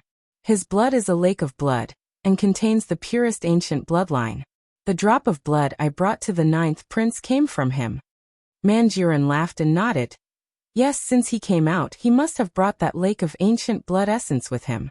"Yuechen, you did a good job and made a great contribution. It's my honor to work for the Ninth Prince, but I dare not claim any credit." The masked man bowed and said. Manjuran looked at Pan Qian and said, "In addition to refining the mysterious yellow starland, I also came here for you. If you're willing to join me, I can spare your life. I just want 2/3 of your essence blood." Pan Qian ignored Manjuran's words. Instead, his gaze fell on Yu Yuechen and spoke up calmly. "Yu Yuechen, I saved you back then, and you said that you would come back to help me. I didn't expect you to come back to help me, but why did you bring people to rob me of my essence blood?" When she heard Manjuran call the masked man Yuechen, Shen Mingyan kept staring at the masked man. She hadn't noticed it before, but now she thought of a terrible consequence. Hearing Pan Qian call out Yu Yuechen directly, Shen Mingyan finally couldn't hold back her emotions and screamed, "You're Yuechen, Yu." After she said the word Yu, she became even more sure that this masked man, who hid his aura, was the one she was looking for. Yu Yuechen, her husband.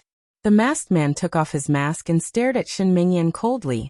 "You bitch slut. I must have been blind to have married a bitch like you." But he didn't put the mask into his ring. Instead, he held it in his hand. Shen Mingyan's face turned as pale as a sheet of white paper. She didn't expect that the person she worked so hard to find would turn out like this. Following that Ninth Prince, not only did he ignore her, but he also insulted her. If he still had a little bit of her in his heart, he would have spoken up when Manjuran only faced her and Ning Cheng. If it weren't for Ning Cheng's means, that ninth prince would have insulted her in front of everyone. Even if she didn't say anything, she, Shen Mingyan, had been imprisoned in Yu Clan's Corner's water prison for so many years. Yet he didn't even bother to look at her. Pan Qian had saved him, but not only did he not repay the kindness, but he even brought his master here to take Pan Qian's essence blood. Why didn't she notice any of this when she was with him? Shen Mingyan could no longer hold back the despair in her heart. She opened her mouth and spat out a mouthful of blood. At the same time, she felt her cultivation starting to dissipate. She hated herself for being blind. After he secretly advanced to the Eternal Realm, not only did he not return to Yu Clan's Corner, but he also left alone. She should have known that this person was selfish. How much effort did Yu Clan's Corner spend to nurture him? When he could have helped Yu Clan's Corner, he didn't even want to do anything.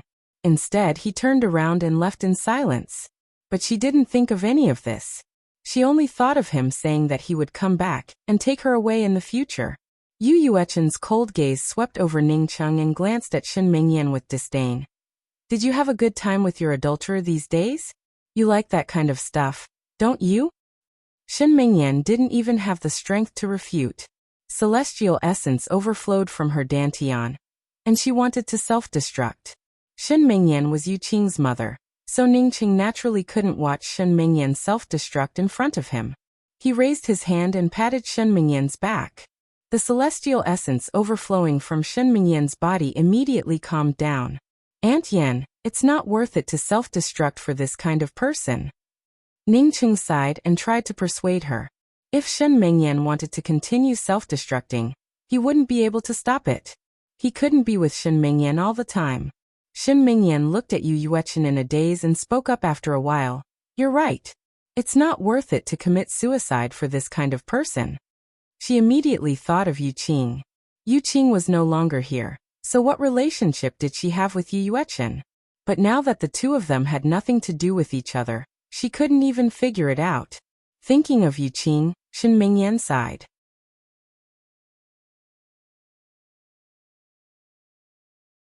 Chapter 8:12. Is this your woman? Manjuran interjected at this moment. It doesn't matter how Ninth Prince deals with me. I don't want such a woman. Yu Yuechen spoke with a respectful tone. He didn't even look at Shen Mingyan. He really is a scum. Ning Cheng spoke with a sarcastic tone. Manjuran didn't care about Ning Cheng's sarcasm towards Yu Yuechen. Instead, he remained vigilant towards Ning Cheng's actions while asking the giant, what do you think? Ning Cheng, do you think this person deserves to die? Pan Qian didn't answer Manjuran but asked Ning Cheng. Ning Cheng stared at Manjuran and spoke to Pan Qian. If I had the ability to kill this fellow, I would have killed him a long time ago. Okay, you're my brother. I think you're right. Pan Qian raised his hand and slapped Manjuran. With just this one move, the surrounding space seemed to be on the verge of collapsing. Manjuran felt horrified in his heart. He didn't expect giants to be so terrifying. With this kind of power, even a few Manjuran wouldn't be a match for this giant. Boom boom boom. Manjuran's golden whip rolled up layers of space. But in front of Pan Qian's slap, it felt like child's play and directly turned into powder. The giant didn't use any spiritual sense, just its terrifying power was enough to completely suppress the surrounding space. Manjuran couldn't even breathe, let alone move. Almost at the same time, the mask in Yu Yuechen's hand turned into a ray of light. The reason why he was holding the mask in his hand was because there was a talisman hidden in the mask. This talisman carried with it a Dao rune of escape light. Clearly, it was a top-notch escape talisman. Unfortunately, he had also underestimated Pan Qian's strength. Pan Qian's power directly crushed this side of the space, making it crackle. His escape talisman couldn't be activated at all. Manjuran saw Yu Yuechen activate the talisman in the mask the moment the giant made his move. He finally understood and roared. Yu Yuechen, you cunning villain! He finally realized that Yu Yuechen didn't really want to offer the ancient blood essence in the blood lake to him, Manjuran. Instead, he used Manjuran to die, and then took all of Manjurin's things for himself. Manjurin didn't know the giant's power, but Yu Yuechen already knew it. Therefore, he knew that Manjurin would only be courting death if he tried to attack the giant. Therefore, he had long prepared for Manjurin's death. However, even Yu Yuechen didn't expect that the giant would be rescued. Therefore, when the giant attacked Manjurin, Yu Yuechen's first thought was to escape. Bang! Ningcheng had already shattered Manjurin's body once. But this time, under Pan Qian's slap, it turned into mincemeat once again. The Jithe gang the man that flew, and disappeared. With T. Pan Qian looked at the ray of light and spoke to Ningcheng with some regret. His life essence escaped. With my current strength, I can't chase him down. Ningcheng also couldn't help but sigh. This ninth prince truly had a lot of means to escape. Not only did he have an essence spirit substitute, but now that his corporeal body had completely collapsed, he could still take away his essence spirit through an escape light. Seeing Pan Qian's gaze sweeping over, Yu Yuechen's face turned pale. He wanted to use Manjurin to fight against the shackled giant, and then reap the benefits. What he wanted was the things Manjurin left behind in the 9 Emperor Peak. It's just that he didn't expect that the giant would break free.